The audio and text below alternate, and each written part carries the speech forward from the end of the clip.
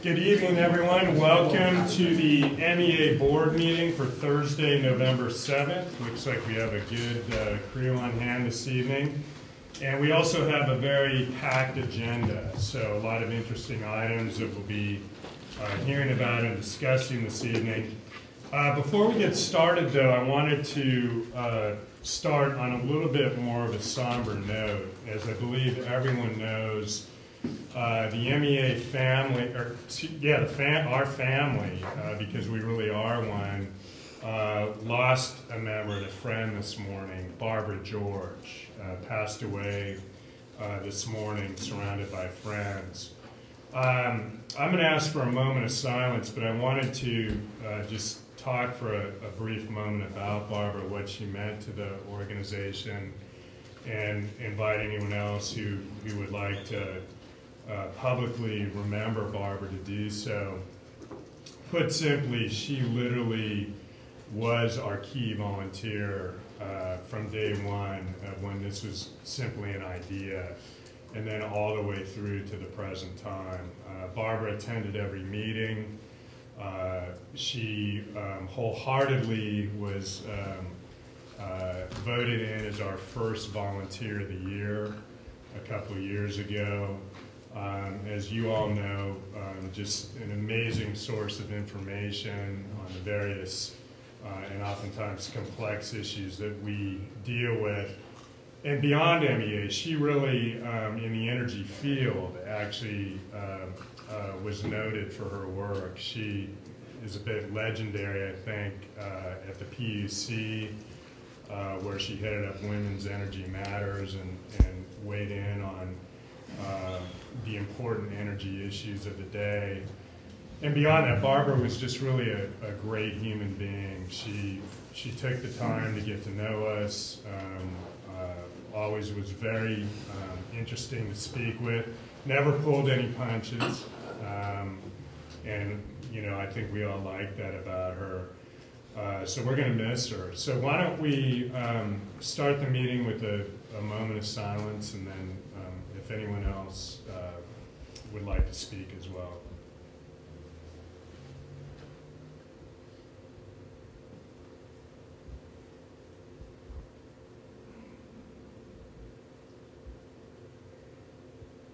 Thank you.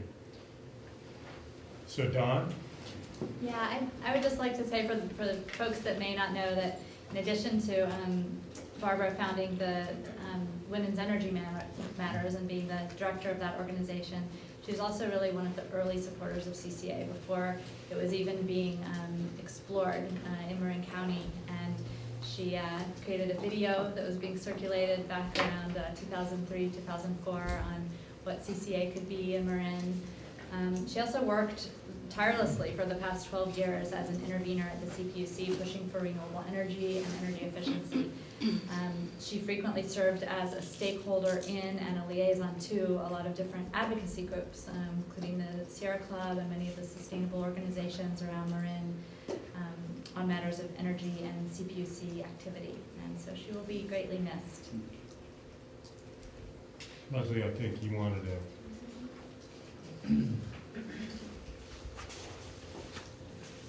Seems so formal.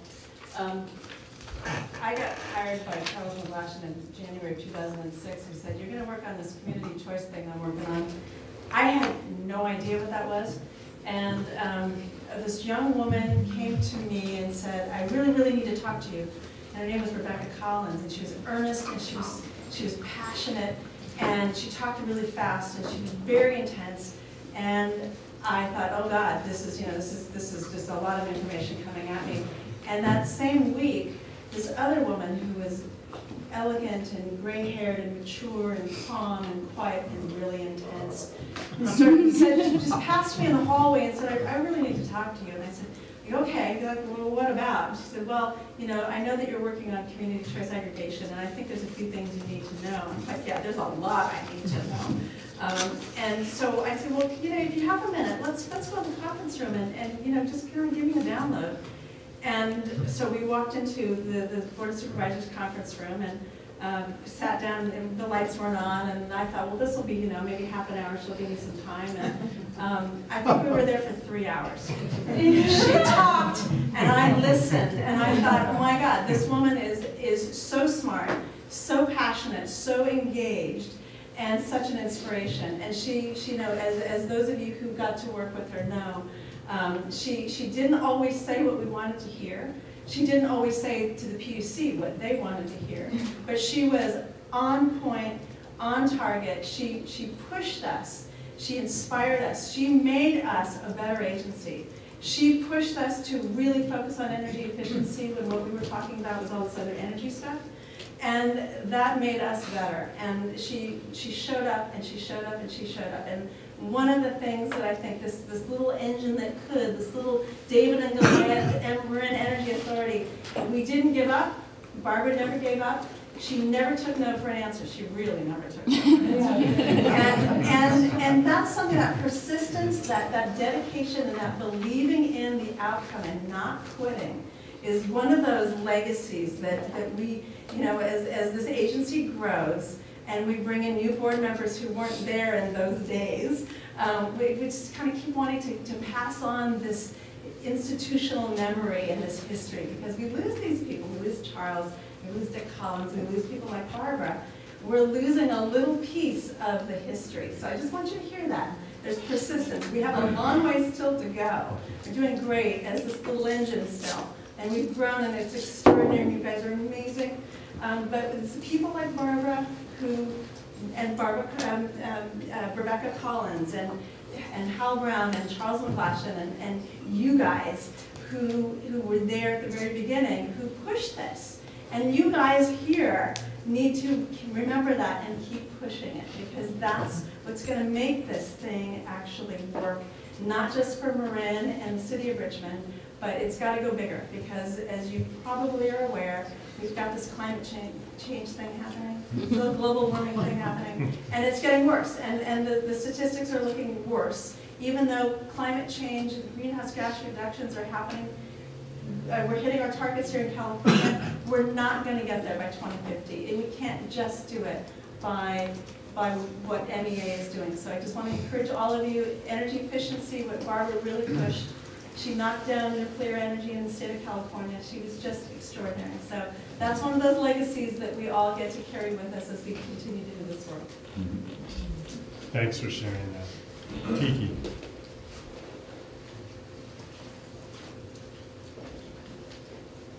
Good evening, board. I'm standing here as a friend and a colleague of Barbara George. We took advantage of an opportunity to visit her this afternoon, and I kept expecting her to hold forth about something. I first got the measure of Barbara's dedication and intensity around marine clean energy and CCA when the Sustainables decided that we were going to persuade our San Rafael City Council that it really was okay and there really was public support for marine clean energy. So I designed a postcard and a door hanger that said, basically gave the benefits of marine clean energy, and the postcard was a tear-off that people could fill out their name and address. And yes, I support marine clean energy and I would like to have that, or no, I'm happy with PG&E, I want to keep it exactly as it is. And Damon will remember that one day we came in and delivered a whole boatload of postcards of people who were supporting marine clean energy. But the way we got those postcards is Barbara George organized precinct lists. And we got the Sustainables to meet at a coffee shop in Montecito, and Barbara got a bunch of kids from Oakland to come and walk precincts with us and talk to folks about marine clean energy. And I thought, man, this woman really knows how to do this. Another measure I took of Barbara George was in the early days when there was kind of a brain trust of folks like me who would meet with Charles in the Rogue Room. And Barbara was one of those people, and there were a few other advocates. And at that time, we were working closely with Spirit Club. And after one of those meetings, I happened to still be in the room, and Barbara was just red in the face and really haranguing Charles about the necessity of marine clean energy coming out of the box with an energy efficiency program. And she was so passionate about it. Once again, I was stunned by her knowledge and her capacity to embrace an entire range of issues and to really have the conviction to speak truth to power. And Charles did his best to calm her down, and the idea was we needed to get launched first, and then we could do the next step. And there was peace.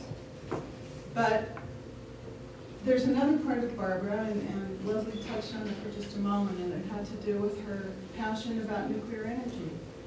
And I took yet another measure of Barbara when she told me about her having created a one-woman show where she dressed up as, I don't know what she dressed up as. She showed me a little brochure. And she would go around and do this one-woman show about how important it was that we ban nukes and how terrible it was for the future of the planet and our generations that we would have nukes generating energy. I don't want to take more time, but I just want to say that deep respect and honor for Barbara George, and she and I, there were no short conversations with Barbara, either on the phone or in person, but I have deep honor for her and her work and her memory, and I learned a lot from her. And we were in crisis together at the very beginning, and so happy that we're all here tonight to remember her. Thank you. Thank you. Lori.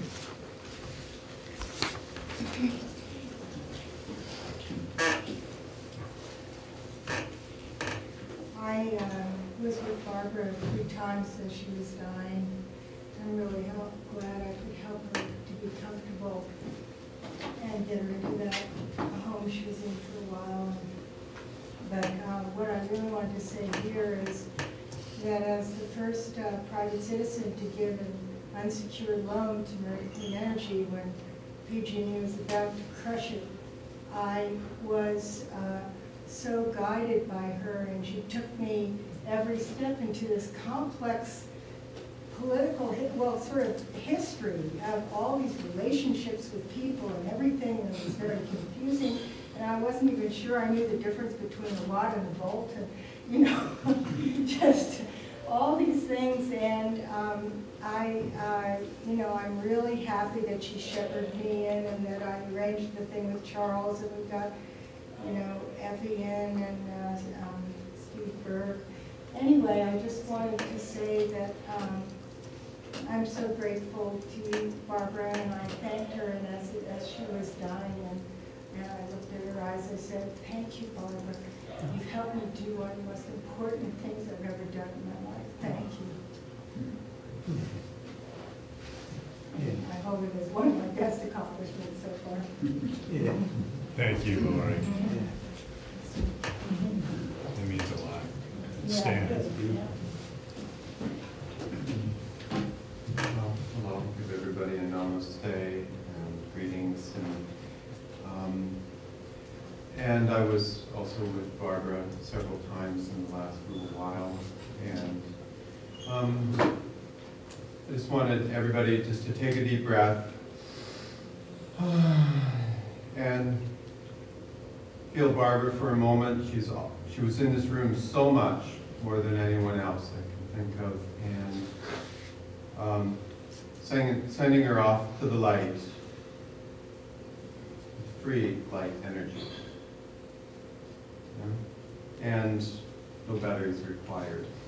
And so I was with her at the CPUC for helping to stop the nuclear stuff. And she was really, really upset at the nuclear in Fukushima, and that's why she supported you guys so much, because you're making such a difference with clean energy. We talked about this, why she was so passionate to helping you, because it was the answer to stopping this nuclear. And just last month, one of the largest renewable energy things opened in the Mojave Desert. So it's happening. We're making it happen. And a year ago, I was really concerned about her health care, where student of medicine, in which she had no money, no funds for health care of any kind, and I was quite concerned about her being really stressed over this Fukushima. And so for Barbara, her last wish to me, I went down to the CPUC on Friday and asked the CPUC to pay her the $116,000 for the year and a half that she worked for us, doing the things to help Marin Clean Energy, helping to stop nuclear energy efficiency. I need your help. The CPUC still hasn't paid her. And so that's what I'm doing. I'm going to go down there, and I want to fire PV. He's a public servant, isn't he? Can I fire him? We'll talk after offline, but man, oh man, I'm going to carry on what Barbara's wishes were to stop the nuclear, supporting you guys. Thanks. Namaste. Thank you, Stan.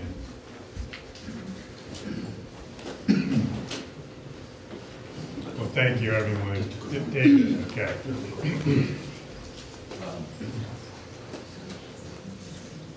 Yumi was the caregiver, when Barbara passed. And standing in the room with Yumi this afternoon,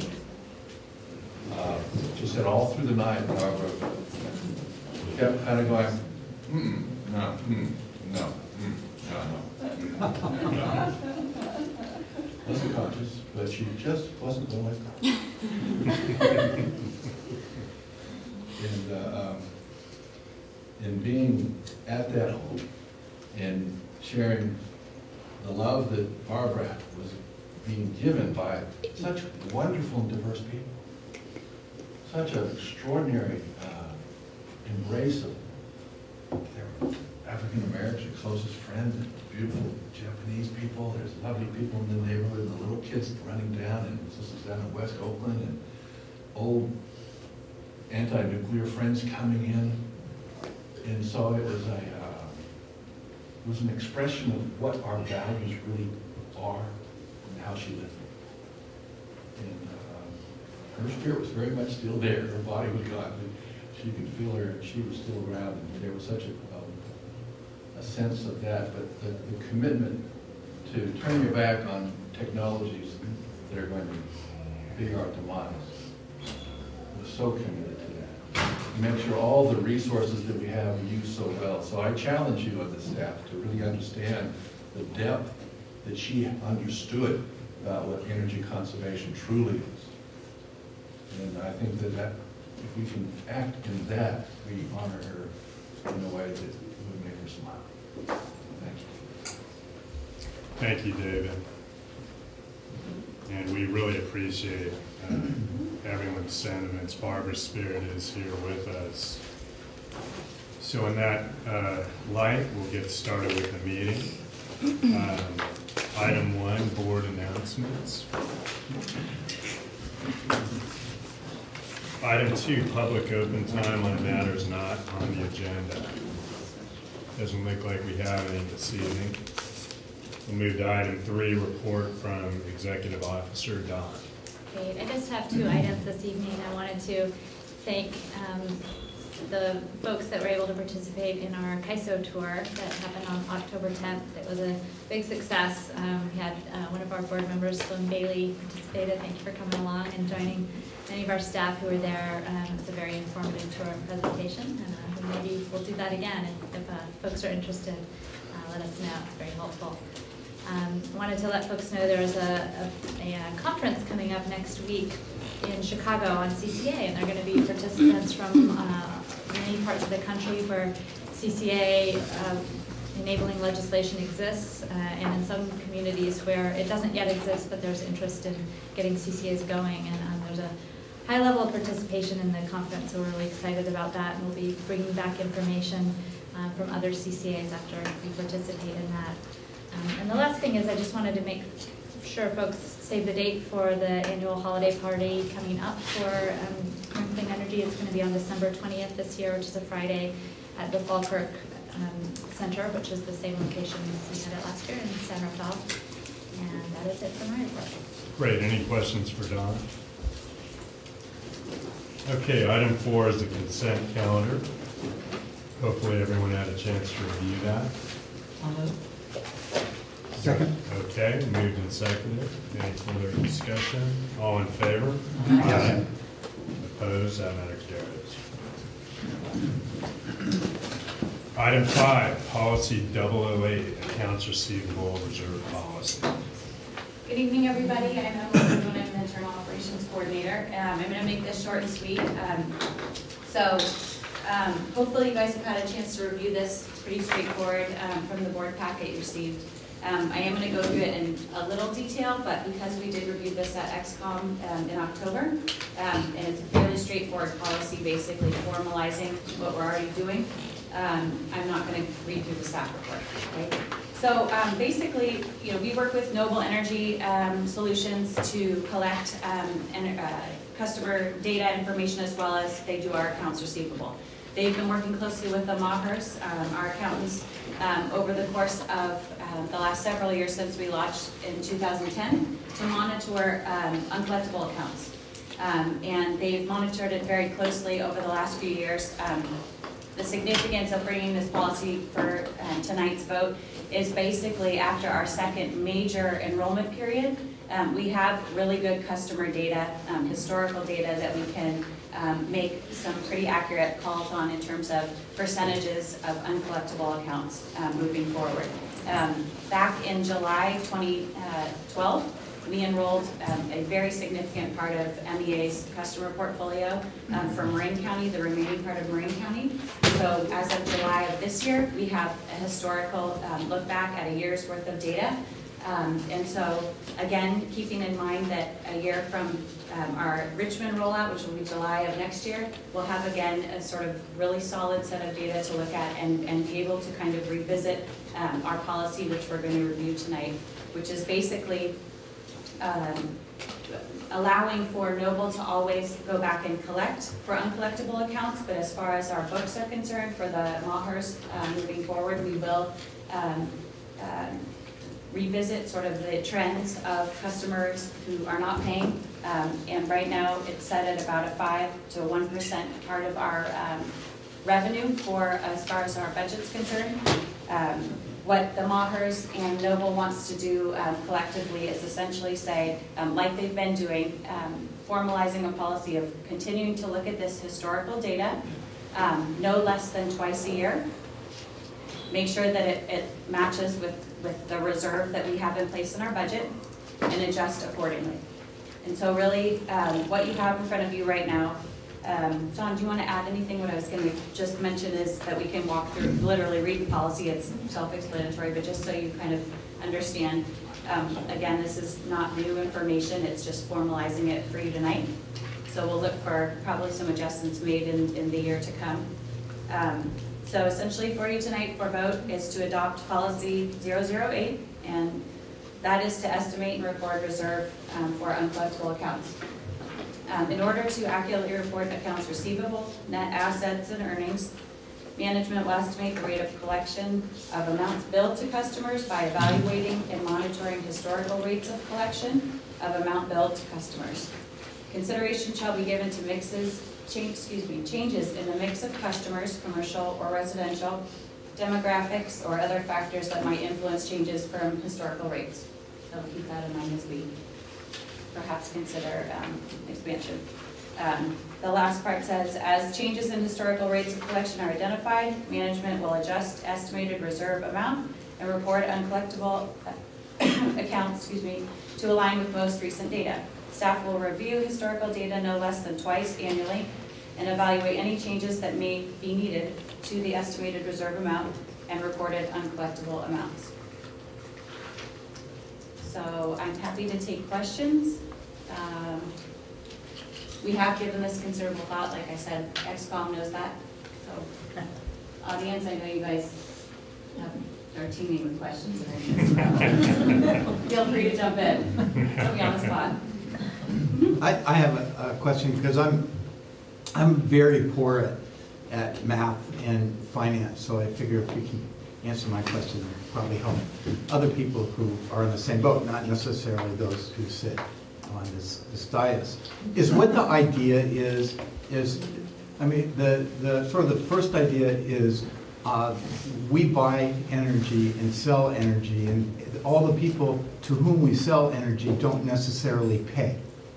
And there's an aggregate pot that's developed from the people who don't pay, which is something that we have to carry. So the purpose of this policy is to identify and quantify those things for financial planning purposes? Those have already been quantified and monitored since inception. The idea tonight is to put forth a policy based on strong historical data, based on our last two major enrollments, and eventually begin to write off some of those accounts that are past 120 days and even more so of not paying. Right now, we haven't done that. We've recorded reserves to ensure that that's managed in the budget. That's covered. Yeah, so this is sort of a first formalized phase in establishing a policy. We've been operating that way as we haven't written it off, but this is kind of a prep for that process. Yeah, I think you characterized it really well, Director Green. I think that the main thing that is changing now is that it's really a write-off policy. It's how much annually are we going to write off? Yeah. Okay. Thank you. And one component of that is, keep in mind, we're always reserving with Noble the ability to collect on an account. So that part will not change. Right. This is for the purpose of our books. Great, thanks for the explanation. Any further questions for Emily? I have a couple. Yes, Mike. Hey, Emily, if a customer doesn't pay, what happens to them at some point? Do they get sent back to PG&E? Yes, they do, and I'm going to ask for some, eventually, I'm going to ask for some assistance here, No, too, that's just what to make happens. sure the process is spot on. And by assistance, I mean passing it off to Dawn. So when a customer is delinquent in their payments, we do flag the account after 90 days, and we send a letter to the customer letting them know that they need to pay the amount due within a 45-day period. We actually give them a little longer than that. If payment still doesn't come in after a 60-day period, we do transition them back to PG&E. That's a nice word, transition. And as Emily said, if payment does come in even after they've been transitioned to PG&E, the payment can still be applied to our outstanding amount, because payments that come in always go to first charges first. So even if there's an old charge on the books and customers transitioned out of our service, we can still get that payment in. And that's why it's been a little bit complex to determine what is the right timing to write off an amount, because it can be a very long time lag before a payment may come in. So this policy will help sort of keep the books clean going forward. And Mr. Chair, I have a second question. Yes. That word write-off always kind of rankles me, since we're not a for-profit, so we're not really getting to write anything off. Perhaps a better word would be a loss. It's income that we were anticipating, we just didn't receive it because the customer or the ratepayer didn't pay it. What procedures or policies in place to work with Noble that there's some effort to actually work on collections for the delinquent accounts, if any? We actually have a contract with a collection company that takes care of that for us. So that's not Noble's function. Any other questions? Audience? This burning okay, well, I'll entertain a motion. Second? All in favor? Aye. Opposed? That matter carries. Okay, item 6 is a very important issue, the updated integrated resource plan. It should be an interesting discussion. John, kicking us off. Yeah, thank you. So, yeah, this is a great item to cover because I think it, really articulates what MEA is trying to do in very practical terms. So, about this time last year, the board adopted the first formal integrated resource plan for the agency, and so this is an update to that for the most part.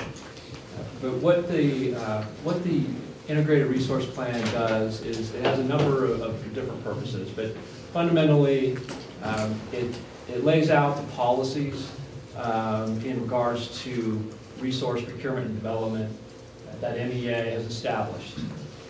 And it also quantifies targets, so it quantifies how much load, how many customers we plan to serve over the next 10-year period, and then translates the goals and objectives into specific resource targets, and articulates preferences among those resources. And then the plan itself then acts as a guide to program management to go, when it's day-to-day management of the program, to go out and procure the resources that are consistent with the resource plan. So it's a very important document to really establish the policies that that this organization uses in supplying the types of energy to its customers. So in terms of, I mentioned that this is an update to the plan. The process is to update this plan annually at this time. It really fits in well with MEA's procurement cycle. So the primary sort of procurement tool that MEA uses, there's a number of them, but the main one is the open season process, which happens in the springtime. And so when but before we go out to the market and tell the market what we're looking for in terms of proposals through the open season process, we need to go through this planning exercise to figure out what it is that we want, right? So that's really one of the fundamental purposes of the resource plan. And so we do it at this time of year, and then that feeds into the spring open season process. The changes, the main changes this year, some of them are just changing some numbers around. Now that the expansion into Richmond has taken place, we have more accurate information on customer participation and projections going forward. We have new energy efficiency programs, and so we're reflecting those goals and the program design parameters in the plan. We have actually new and better data on net energy metering. There's a lot more actually local photovoltaic production in the county than we anticipated last year, so we've updated for that. That's good news. And then on the resource side, we look at, through this resource plan, we look at what our needs are and also what we have under contract, and we identify, okay, what's open, what do we need to procure. And we've taken the opportunity to update some of our existing contracts. Through the 2013 open season process, if you recall, the board adopted a contract with Calpine for power from the geysers, geothermal facilities. So that's now reflected as a contracted resource. We have a couple of contracts that have changed. One's been terminated. That's the Rio Solar contract. That agreement was terminated several months ago, so that's now taken out of the plan. And we have some changes to the start dates for some of our new renewable generation projects. That one has been delayed and one has been accelerated. So we have a delay in the Cottonwood project by several months, and then we have an acceleration of the current Kansas project into 2015. So we're update for those types of things, and get a more accurate picture of what we need going forward. In terms of the key policies, so I think one of the fundamental sort of purposes for this agency being is to reduce greenhouse gas. That's one of the elements of the mission statement, reduce greenhouse gases, and increase utilization of renewable energy. So that's a key policy that governs the plan and governs our procurement. Maintain competitive electric rates. That's clearly is a policy that's been established from the beginning. And control energy costs going forward. Stabilize power supply costs for MCE customers. Another policy is to benefit the local economy through new programs that are developed, energy efficiency programs, new renewable infrastructure, which we support through things like the programs like the feed-in tariff. Increasingly what's increasingly an emphasis is in helping customers reduce their energy. All the work that Becky does, and when you see the numbers in the plan, you'll see that that becomes a very significant part of the resource mix going forward. And then finally, all of these things really help just improve the overall reliability of the grid by reducing demand, increasing supply. So that's another policy that's been established and that continues to be reflected in the plan. So in terms of just some of the key highlights, we have, of course, for the light green product, we have the 50% renewable content, so we need to make sure that we procure the resources to be able to supply that. We've got a minimum 50% renewable energy standard that we apply, and then we have a long-term goal still of moving towards 100% renewable energy to the extent that we can, to the extent that that is economically feasible, technically feasible. So that's still the vision here, and we actually reflect that in the numbers, progress towards that goal. We're planning for a significant increase in local renewable generation over the next 10 years, a 10 times increase in grid-connected projects through the feed-in tariff. Now, that sounds impressive, but I have to acknowledge that we're starting from 1 megawatt and we want to move to 10 megawatts. But it's not easy. The feed-in tariff offers a very attractive price. We've only got one project in it, and so we're kind of increasing our efforts to get more of these projects, and hitting that 10 megawatts is going to be a challenge. It's going to be no small task. So that's the feed-in tariff. Those are the projects like the Centerville Airport. That's the one that we have. Those are standalone. They're not behind the meter. On the behind the meter generation, this would be typically rooftop solar.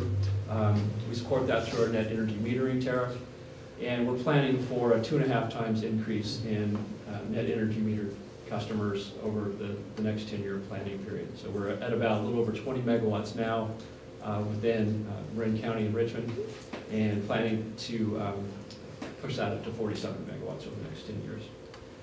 The energy efficiency plans are incrementally 1% to 2% per year in savings, and so those compound over time.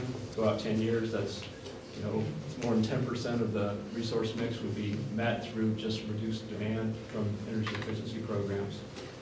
And then we also have plans for reducing our peak demands. So energy efficiency typically reduces energy consumption, the customer's monthly usage, but we also want to reduce the peak demand that occurs, because that translates into lower power supply costs for the program. So we have a goal of meeting 5% of our peak capacity needs through demand response programs. Some of those are offered by PG&E, and our MCE customers are eligible for those programs. So some of that will be met through PG&E administered programs. Others, another part of that we expect to be met through MCE developed programs, which do not yet exist, but we expect will be developed during this planning period. So how does this all come together visually? This is indicative of the resource mix that we expect over the next 10 years. Not all of these resources are under contract, but this is a realistic representation of what we expect to use. And I think the takeaways here are one, the diversity of the mix. We have a large variety of different renewable resources in the portfolio, from solar, biomass, wind, geothermal. We have large hydroelectric power that we use to supplement the renewables so that we hit our GHG emissions targets. We want to stay at or below what the GHG emissions rate is from PG&E, from the alternative, and we primarily do that through renewables and hydroelectric power purchases. And then, we have sort of what's left, which is natural gas / system power purchases. And that's the green piece sort of near the top that's getting squeezed over time. And that's what we're trying to do, is squeeze that down to zero. And we're going to hit that from the top, which is through reduced energy consumption. And hopefully Barbara George would be happy to see this chart because it has a very significant role for energy efficiency going forward, as well as the net energy metering resources. And then also, in terms of the potential renewables, this is a bit aspirational, that piece that's increasing. We don't have specific resources in mind for that, but that's the stretch goal that we're striving towards, is to increase the renewable content at that pace.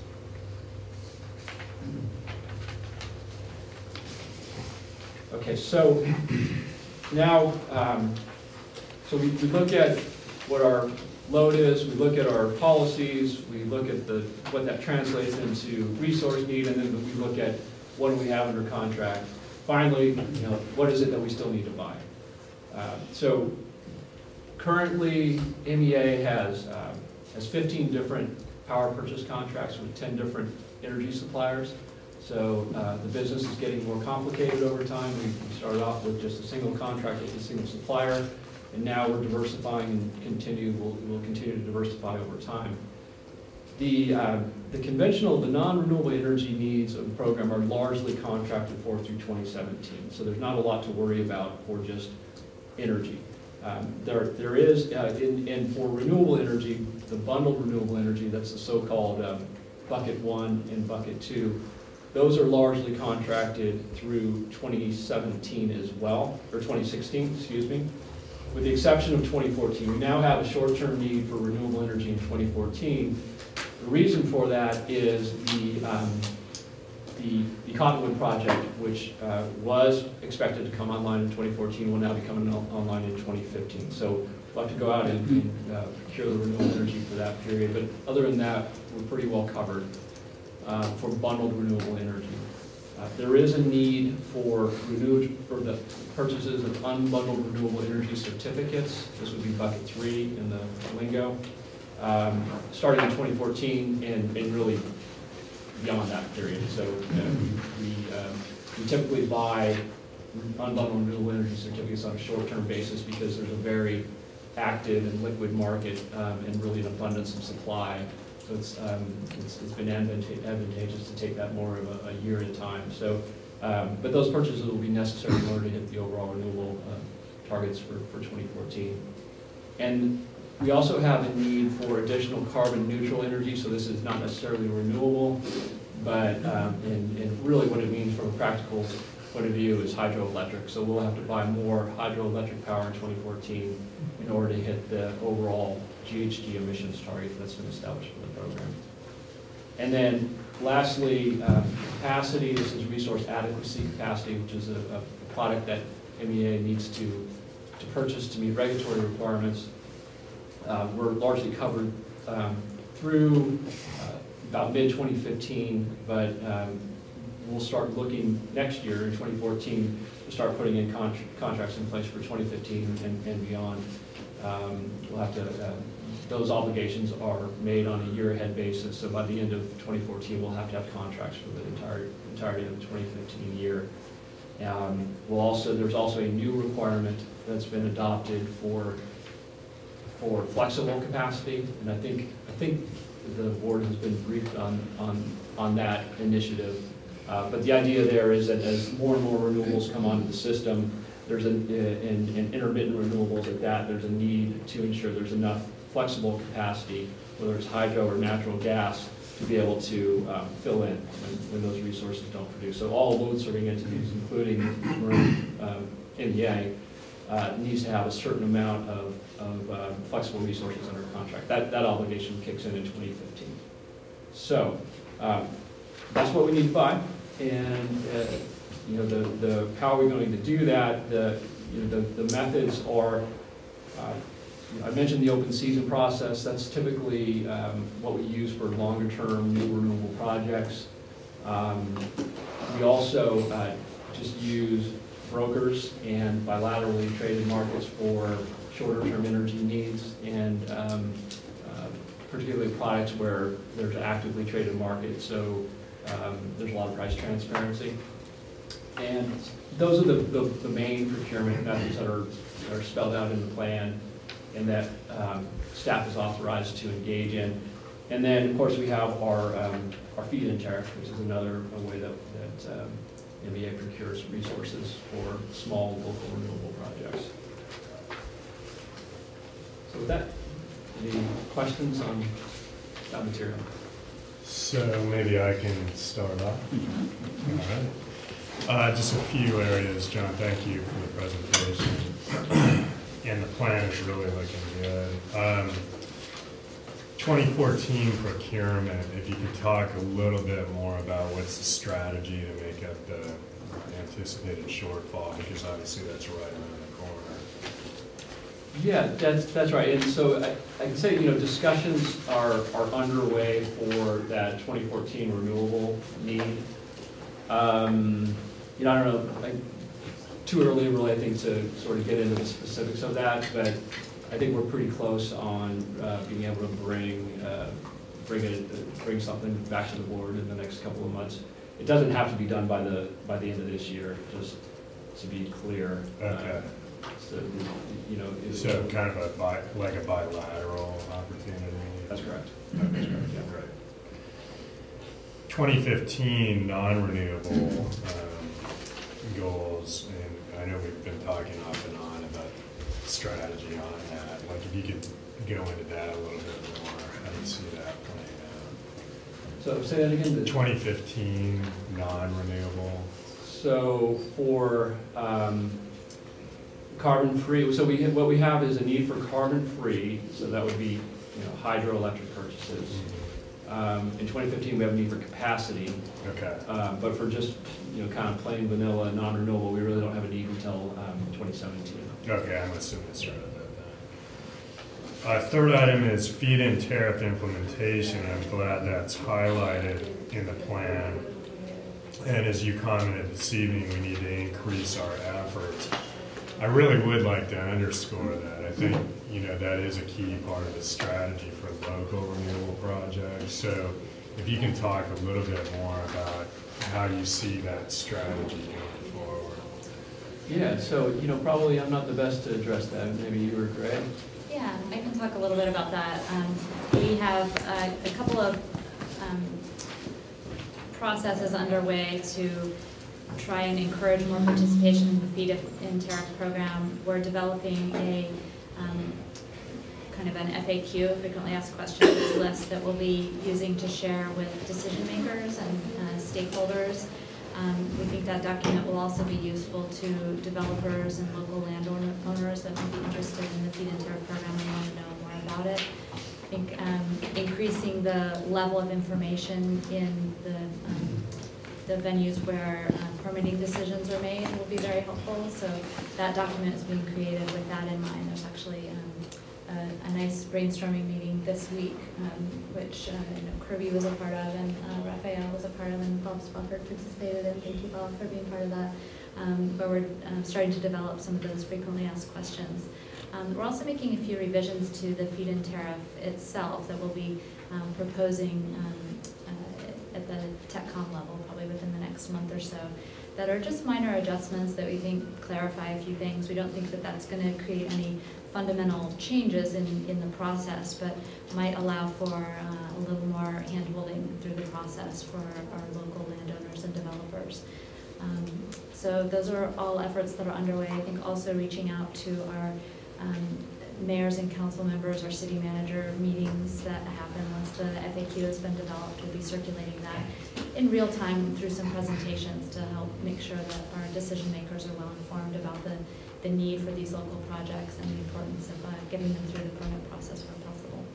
Well, it's great to hear. I think, it's really important to be interactive with the market on this. Kind of, are there ways we can explain it better or engage, potential participants more, that sort of thing. So, good to hear that's underway. Final point that was also mentioned in the plan is demand response, with the notation that we do not have kind of a formal plan on that yet you see it as a big part of the future.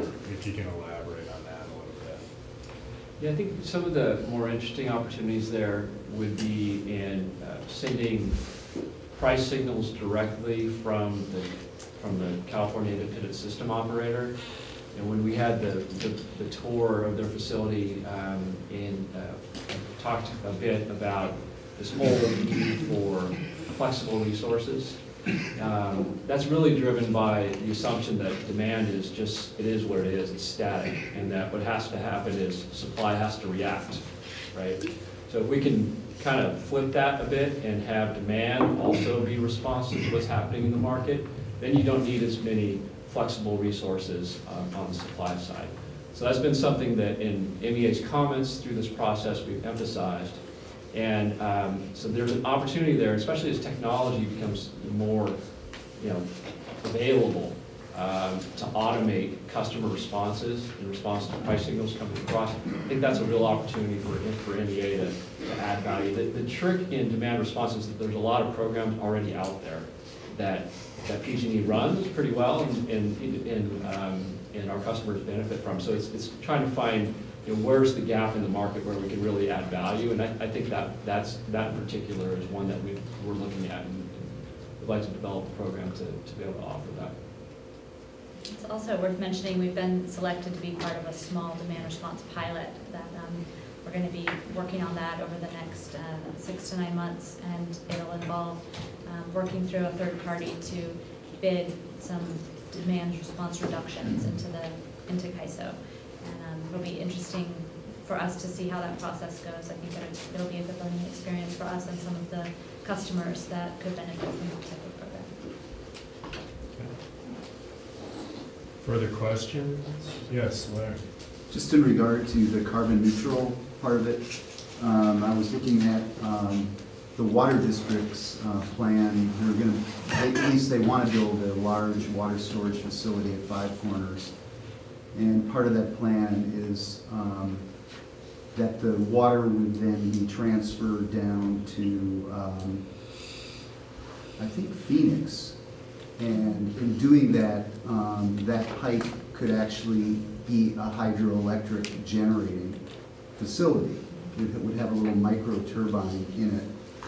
And the plan that they put out indicates I think they may be working with PG&E, but I think they're a member of MEA, so I'm just wondering whether staff's aware of that and whether we are getting our foot in the door on that, because it seems like there may be a lot of potential hydropower just in capturing the power going through their pipes as they transfer water from elevation to elevation.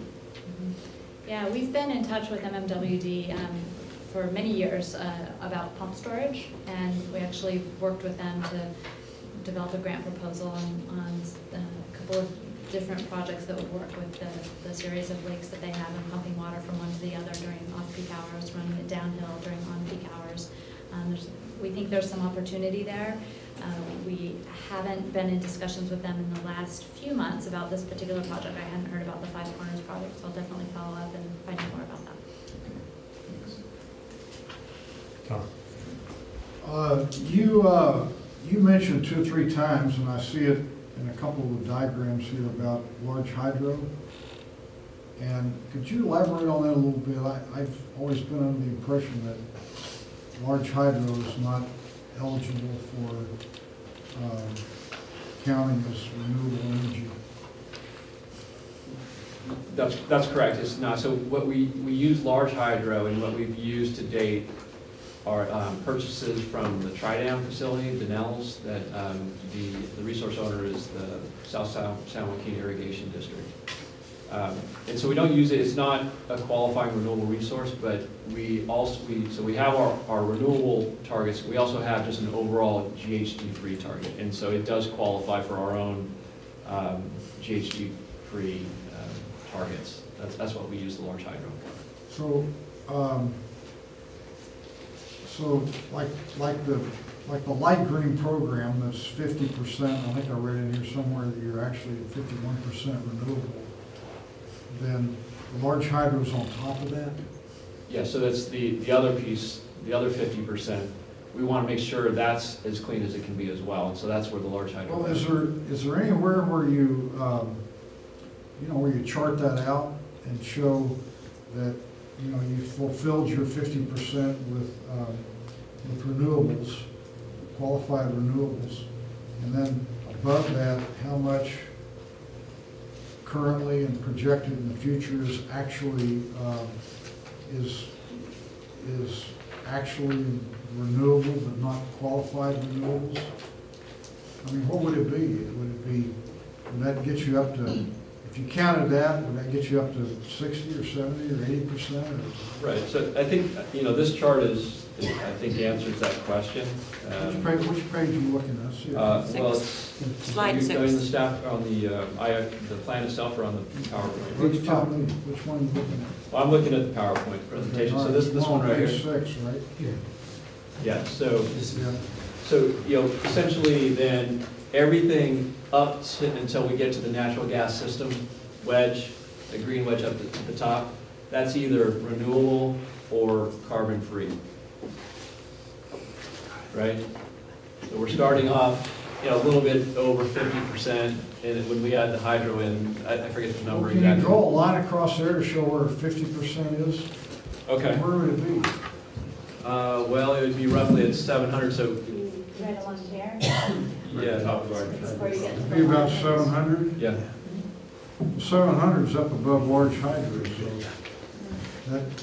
that's not right. No, I'm talking about 700 would be right about here, right? In that range? Yeah, but where would you draw a line that shows the 50% renewable?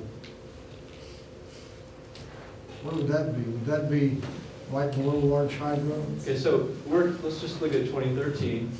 Our renewables are up to this line here. Okay. Right, so we have a load of 1,150 or so. So that line would be the line between the brown large hydro and the blue geothermal? Yeah. Okay, so okay. Yeah, so the line's going to go up if we're measuring at 50% of our load. The load's going up a bit, right? So as we're going to have a full year of Richmond customers, so that line's going to go up, but it'll start around here and kind of move up there. So right now you've got your 50% takes you up to the bottom of large hydro, and then if you add that in, that's about maybe what, 10% or something like that. Something like that. And then the rest of it right now is natural gas. Or just unspecified purchases. It's unspecified, but the mix you draw from is predominantly natural gas. That's right. Okay. So, but you don't have any control over that, right? Or do you? How much of that do you have control over? The unspecified? I mean, it's. Yeah. No, we don't really, I mean, it's unspecified, so it's a purchase it's essentially a purchase through the CAISO market. They don't tell you where it came from. Do you have control over the large hydro? Yes. That's a contract purchase. That's a contract with a specific resource. That's right. So everything then above the brown large hydro line is purchased from ISO out of the pool. Whatever mix they've got. And you don't have control over it. So, right? That's correct. Unless you wanted to, I guess you could buy, just like you buy a large hydro, I guess you could buy gas or something else, right? Yes. Okay. You have the discretion to do that, but you don't. The current contracts do not specify the resource, but we certainly could. With contracts, to say we're going to buy from this particular natural gas facility, for instance. Okay. So I think what you're driving at is is carbon-free is 60%, essentially. I think that's right. About, yes. So John, I have just a general question. You show the energy use all the way out to 2022 as a sort of a flat line. And I mean, with all due respect to energy efficiency programs, you don't, just with the economy growing at a GDP rate, you'd have more energy use in the marketplace as the economy grew. You can even see the automobile industry changing quite rapidly now with electrification of vehicles.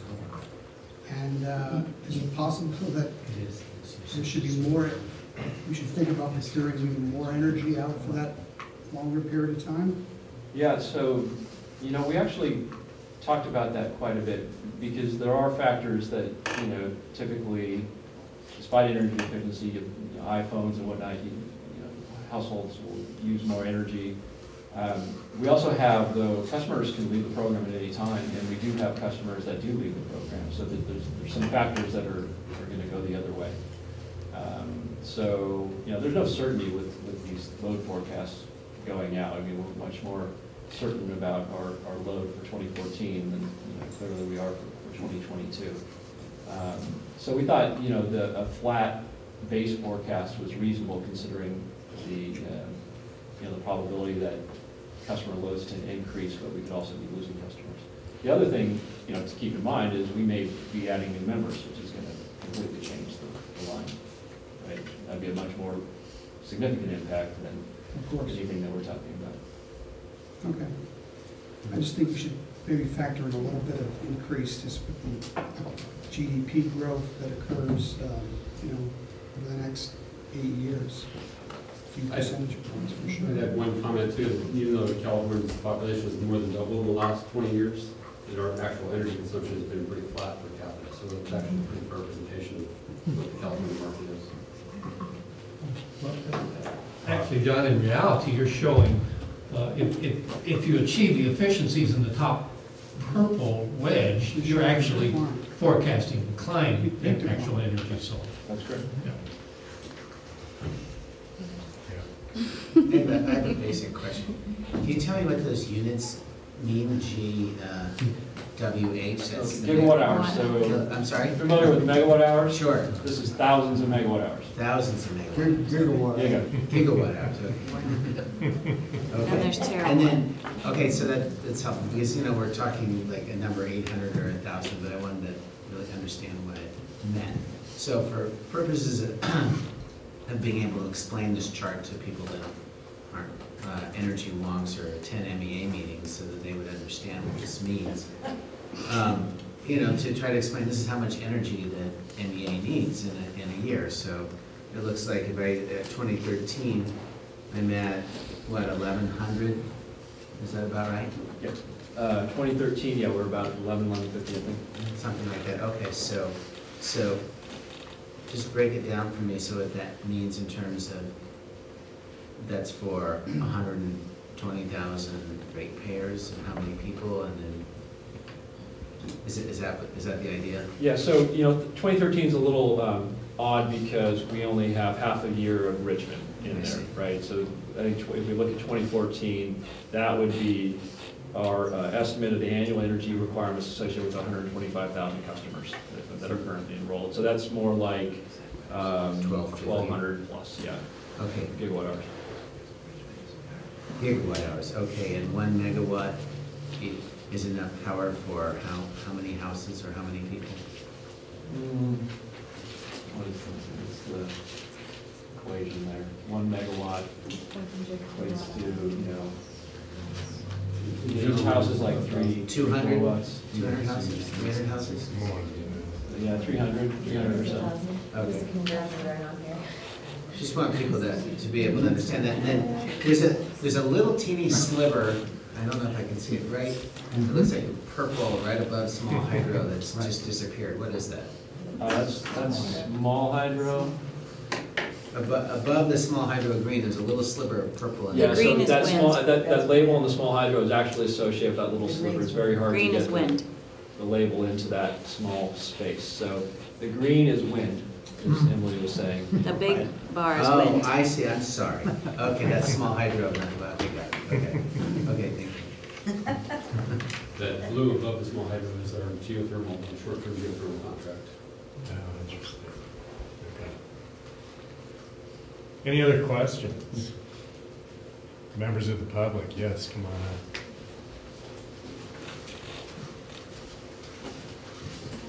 Chamber Chairs of Sonoma County with the Rate Advisory Committee. I was just asking about that load being flat at the top and whether you're looking at EV or electrification of transportation at all as being something to project some increase, because although there's efficiency kind of balancing out growth, the average growth that we've had in the past, and people leaving the program, and I think electrification of transportation might be something that, seeing what kind of rates we've had in the region recently on that growth and what kind of impacts you might foresee for that. Just wondering about your thinking around that. I think that's something that we'll be factoring in as we get more information, more market information about how that's going to impact electricity use. At this point, I don't think we have quite enough information, but I expect by next year we may know whether there's some adjustments we need to make to that. Do you want to add anything on that? No, just, this is one of the reasons we refresh this every year. When we're procuring, we're really primarily looking at the next few years with the understanding that the out years, there's a lot more uncertainty there. And, so each year we get better information. And as the program goes on, we get more insight as to our sales, our customer, how, whether our customer base is going to grow, whether our customer base is going to decline. So, I wouldn't, put too much emphasis on the out years on any kind of a forecast like this, because I can tell you it's going to be wrong. But we're pretty confident that our forecast for next year is going to be pretty good, and that's just the nature of the exercise. So, a lot of factors, a lot of factors could argue for increasing, decreasing, and so, just take some of those numbers with a grain of salt. I think would be the best advice there. Further questions or discussion? Okay, this is an action item. Someone like to make a motion? I'll make a motion. To accept the report or the plan? And I'll second that. Okay, all in favor? Yes. Opposed? That matter carries. Good job. You guys have good discussion. Okay, as item 7, we're going to take something out of order, namely Actually, excuse me, we're actually going to cancel that plan, so we can go back to the regular agenda. All right. Thank you. On behalf of my many guests this evening. Okay. So we're going to go with item 7, energy efficiency. Great. Thank you. Sorry to Jamie in particular. It would have made a lot of sense for the flow of this. I've been getting a lot of help from Jamie recently.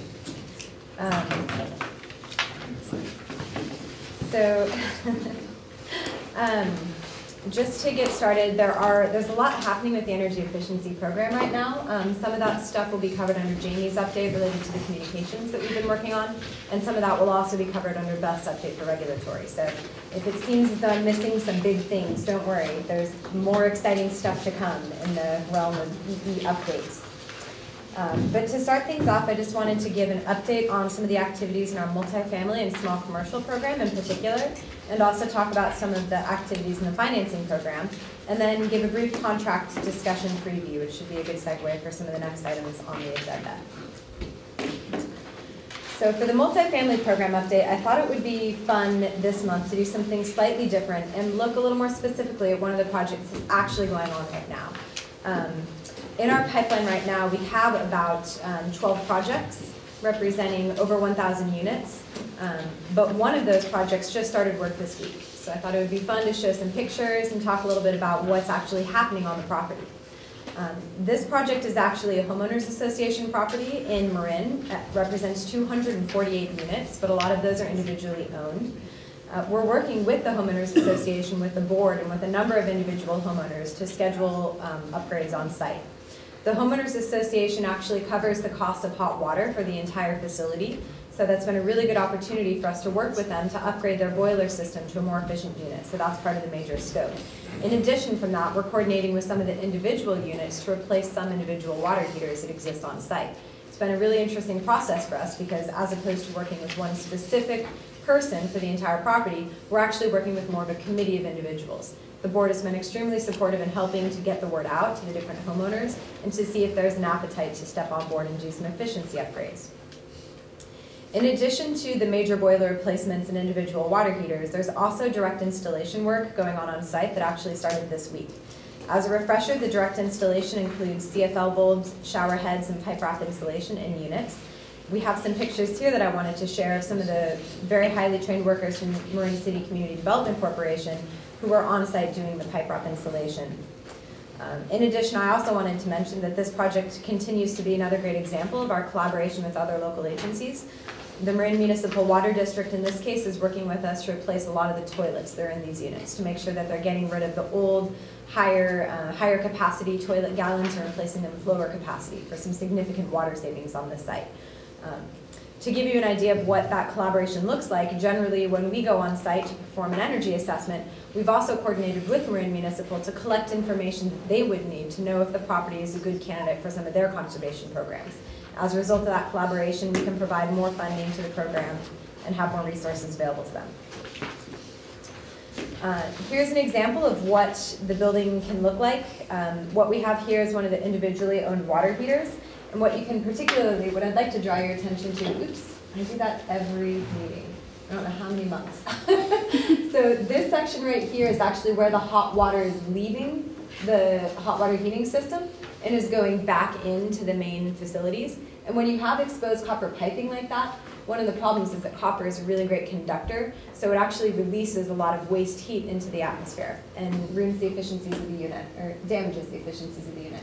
So what we've been doing is actually wrapping those copper pipes with some additional insulation to keep the heat and have efficiencies across the whole system.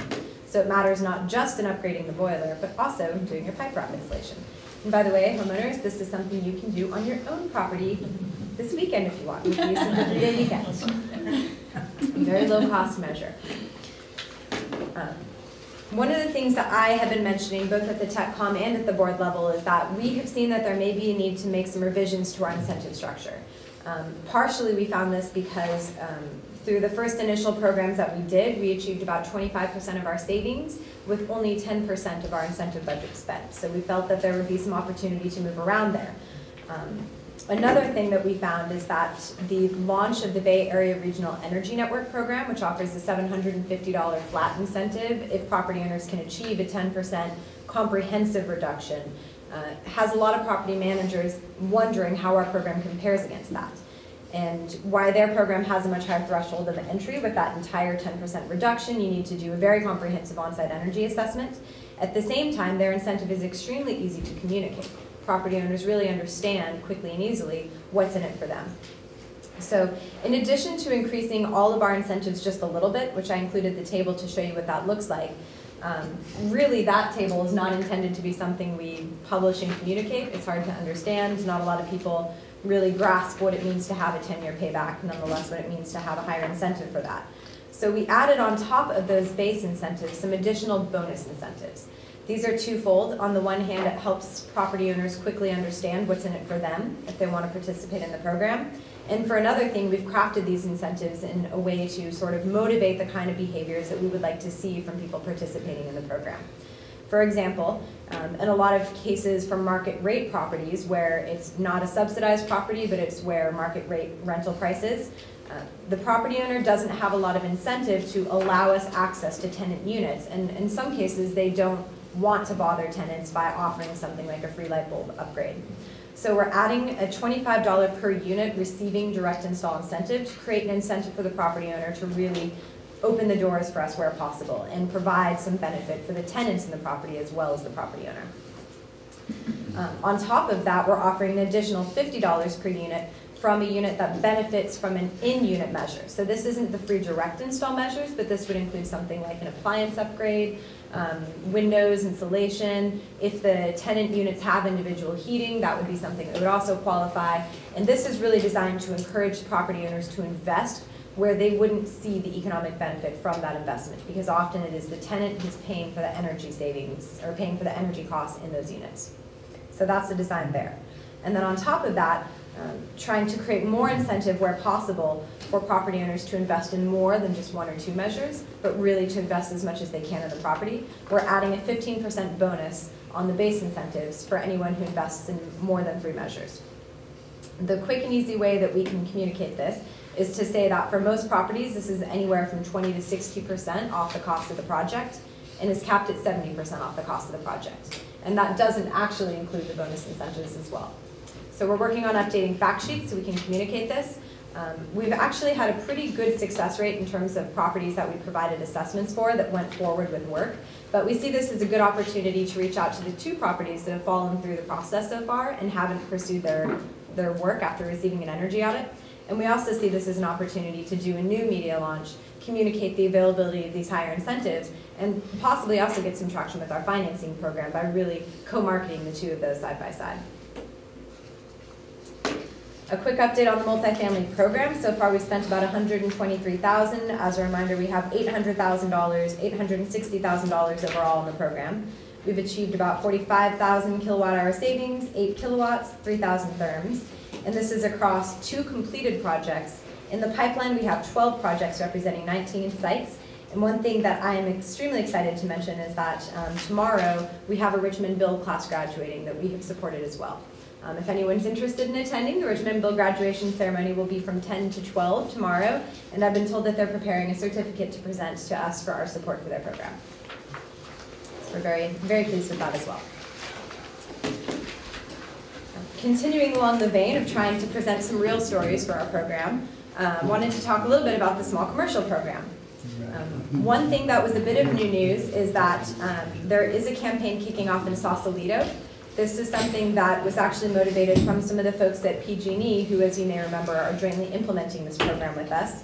They had a really keen interest in diving in, and so the Sausalito campaign is kicked off this week. So far, the campaign has been very successful in convincing folks to go through the energy audit. They accomplished something like 11 or 12 audits in their first day on Tuesday. I haven't gotten an update from Wednesday, but those are very high numbers for initially going out and seeing the building. So for whatever reason, Sausalito has been a very friendly community to the energy audits. In addition to that, we concluded our saturation campaign in Richmond.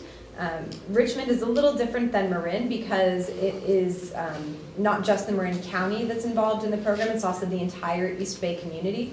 Rather than doing a jointly implemented program, we did a jointly implemented saturation campaign. So since August, we've been on the ground in Richmond, knocking on doors and offering audits. And as a result of that, we touched almost 400 businesses. That means businesses where they were able to go inside and communicate with the property owners. And from that, they achieved 85 audits. And the projects are still coming in the door and getting finalized, so I don't have a final number for that yet, but I will at the next board meeting. One exciting story that we have from Richmond is one of our staff members, is Alex here? Alex was actually on site at Catahoula Coffee having a conversation with Timber about deep green participation, when lo and behold, in comes smart lights to perform the work.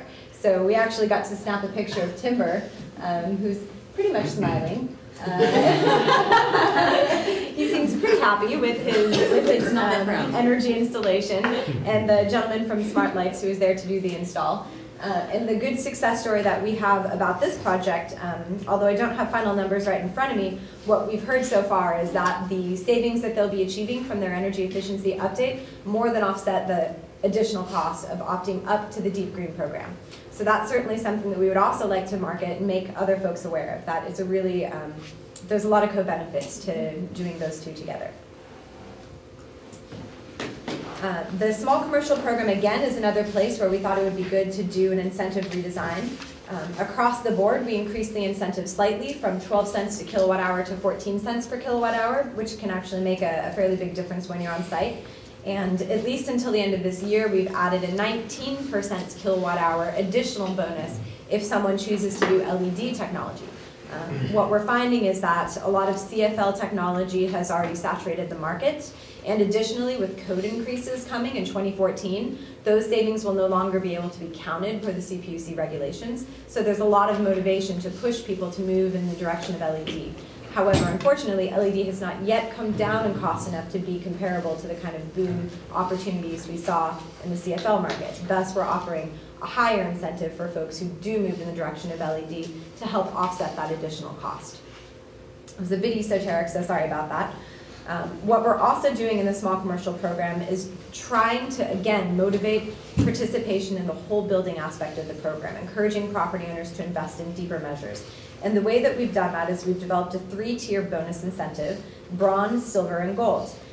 There are categories including lighting, HVAC, which is heating and ventilation, air conditioning, refrigeration, food service technologies, and building envelope technologies. And there's a menu of technologies in each of those categories. And if a business owner chooses one measure from 3 different buckets, then we'll give them a $200 kicker to their program. If they do 2 HVAC, which tend to be the longer payoff measures, and 1 from any other, they get $450. And then if they do 1 from each of the different categories, they qualify as gold, and they get a $750 bonus on top of their project. One other thing that we thought would be really interesting to try, we've encountered an issue with whole building where a lot of times when we visit a commercial site and walk in the door, the decision maker isn't available. We're usually dealing with someone who is either working the counter, they're more in a customer representation and customer interaction than really a decision maker for the building or for the operations and maintenance. So what we're trying to do is actually reach out to property owners and managers. And what we're hoping to offer is a bonus incentive to property managers or property owners if they refer someone to the program and that person actually completes an audit. And that way we'll add to the project that they had. So we're really trying to leverage the word of mouth opportunities that have proven very valuable to us and get in at the property manager, property owner level, which is where the decision makers generally are. So we're hoping that this will enable us to actually accomplish more whole building projects as well. Initial program results for small commercial, we spent about $147,000 in this program. 72,000 kilowatt hour savings, 11 kilowatts, and in this case we actually have no therm savings to report just yet, though I do know that there are a couple of whole building projects going through the pipeline. Thus far, 28 projects have been completed, although again, as I mentioned, there are more that are coming from the Richmond campaign that we don't have the numbers for yet. We've touched over 1,000 businesses for outreach and provided 227 audits for that program. The last but not least program update that I'm really excited to talk about is our financing program. We were able to get a lot of press attention in this month, and Jamie will be talking more about that, but almost immediately as a result of that, our phone started ringing just about right away. As a result, we have 2 applications already in the door for the single-family program. We've learned a lot about how we can improve the communication of our program from those brave first applicants, so that's something that we continue to work on as well. One thing I'm also extremely excited to report out on is that we've had a significant breakthrough in our ongoing discussions with PG&E for our on-bill financing program, and at this point it looks as though we will be able to extend our financing program to non-MCE customers. The timeline at this point is uncertain. We're still in ongoing negotiations. At this point, Energy Division of the CPUC is also very engaged in those conversations, which has been very positive. And we're looking forward to having some more details, hopefully as soon as December, including a timeline for rolling the program out to non-MCE customers.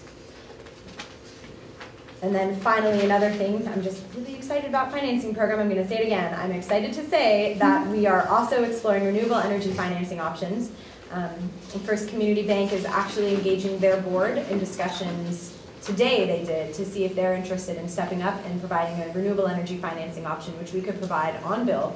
It would be an unsubsidized option to all customer classes, but it would be an additional add-on that we could offer to customers and potentially combine with the energy efficiency projects as well. So those are exploratory discussions at this point, and something that I'm also hoping I can report back some concrete details in December. So that is on bill? It would be on bill. According to the program parameters of the CPUC, there's no restriction against placing those charges on the bill. The only restriction is that we can't subsidize that financing with energy efficiency dollars. So that has been the limitation there. With that, I wanted to just provide a quick update of the 3 contracts that we have coming before you soon. Association for Energy Affordability, who's been our primary technical assistance provider on the multifamily program, will be coming tonight for $106,000 continuation of their role in our program. Community Energy Services Corporation, who is our lead program implementer for the small commercial program, for $200,000 to continue to provide the technical assistance, program implementation, post-installation verification, and the small commercial program implementation. And then Marin City Community Development Corporation, who's done just such an exemplary job stepping up to provide the direct install services, is also on the agenda tonight for a $50,000 contract. And with that, I would love to answer any questions you might have about that material or other easy questions. I know we got Denise and then Tom. I'm a good report, as usual. The multi-family program is the one I'm kind of interested in because there are some certain things that seem to be that they're benefiting from, like the major boiler replacements and items like that. It normally would be in a budget for a homeowners association. So it sounds to me, you know, correct me if I'm wrong, that they're benefiting, the people are benefiting. There's like an unintended good consequence as well, that these people may not see an increased assessment based on, you know, big purchases, you know, that would be affected because of this program. And so who's participating financially? The homeowners association or the individual owners? I think in this case it's a combination of the both.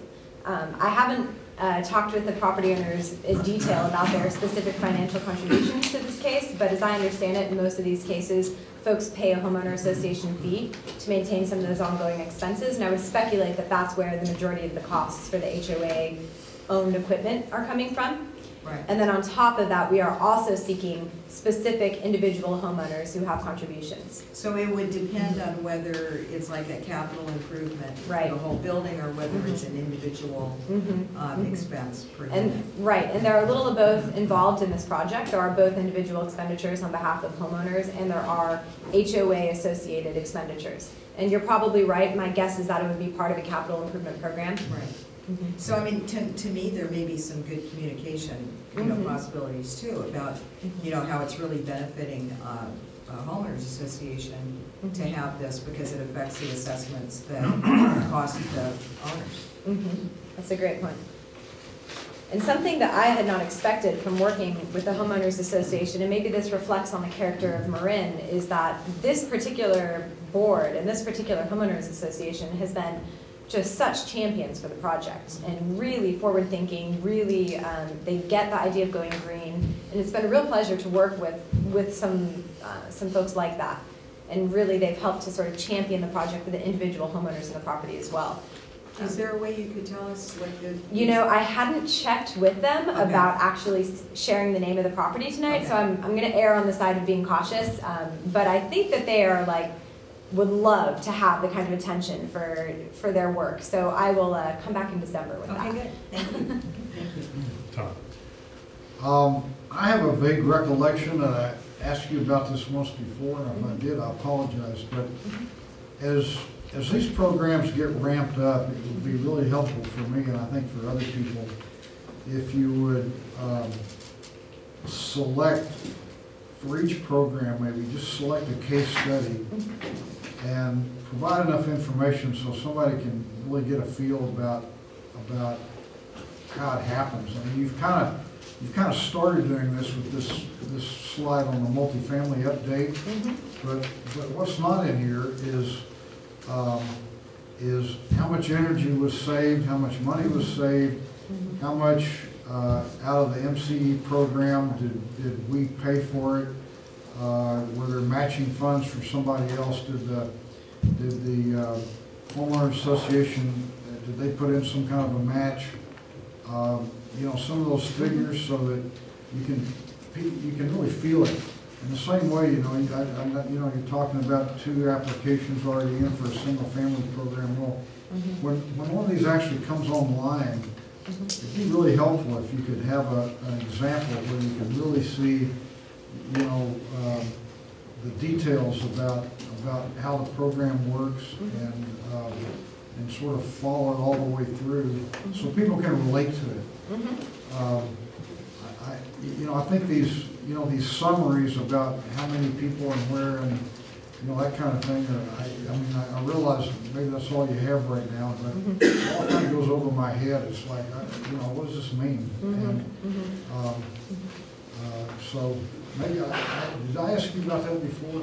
I think you may have, and we are actually in the process of developing a maybe case you don't study. have the information to do it yet. Case study idea is a great one. I think you had mentioned that, and I think we So saw we're- a start on that tonight, but maybe even more.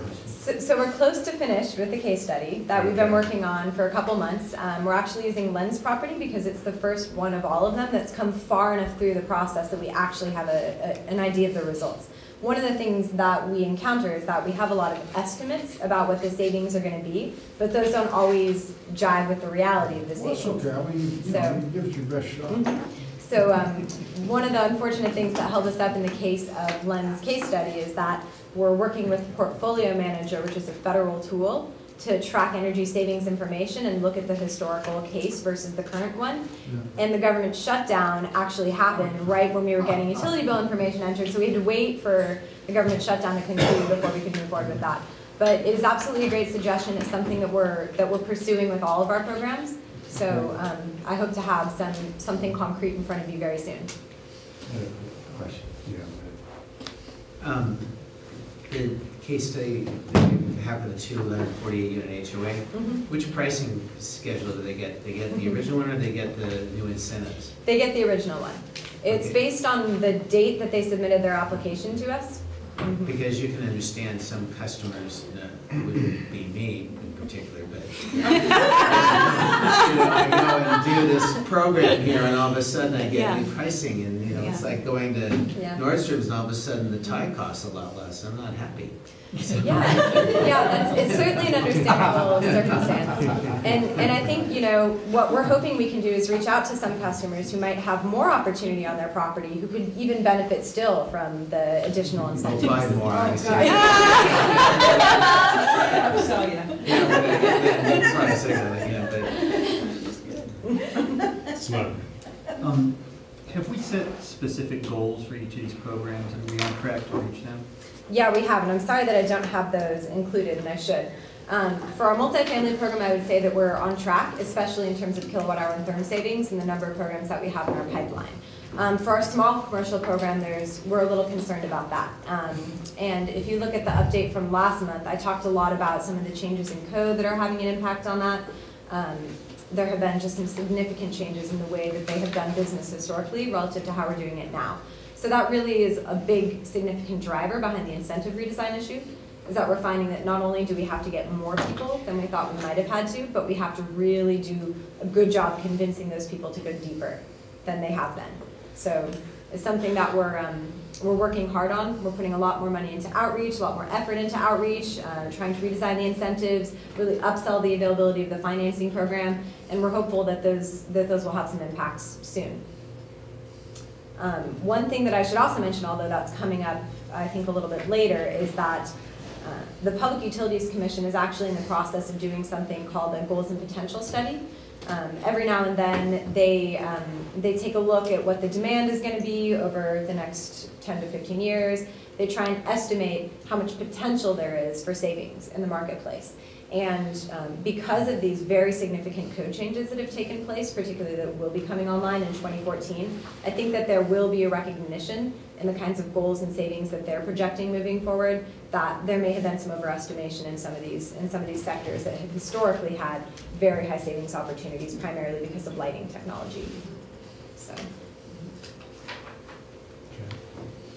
Further questions or discussion? Okay.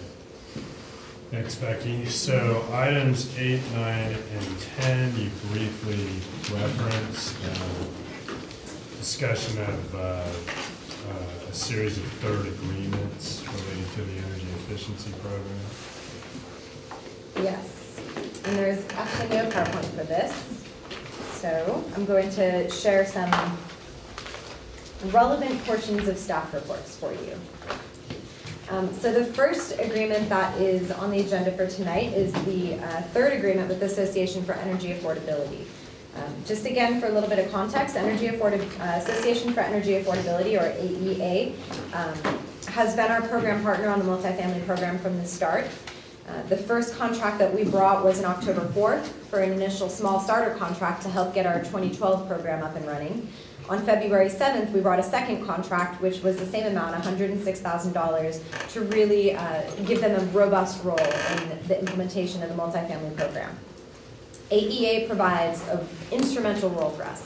They are technical consultants. They are the ones on site delivering the energy audit, interfacing with the customer on site. They also develop the audit reports. They help explain the audit reports to the customer and help the customer make decisions about what scope they want to pursue. They have services available to help bid solicitation if that's something that the customer is interested in. If not, one of the things that they do provide that has been very valuable to us is the development of minimum performance requirements. A lot of times we find that multifamily property owners have a network of contractors that they work with already, and they prefer to continue to work with those folks. So rather than tell them you have to work with this contractor or that to do our program, what we do is we provide oversight for the process. And AEA has been the one fulfilling that role. So they not only help say this is the level of technology that needs to be installed, and this is how it should be installed, but they come in after the project was installed and they provide a post-installation verification. And that's at the point at which we feel comfortable releasing the memo. Becky, what kind of feedback have you gotten from contractors who have been overseen? Because I would imagine that's probably a sensitive area. And so what's the feedback been? You know, that's an interesting question. I haven't directly received any feedback from those contractors, which isn't that surprising given that I'm sort of in the stick role in this circumstance.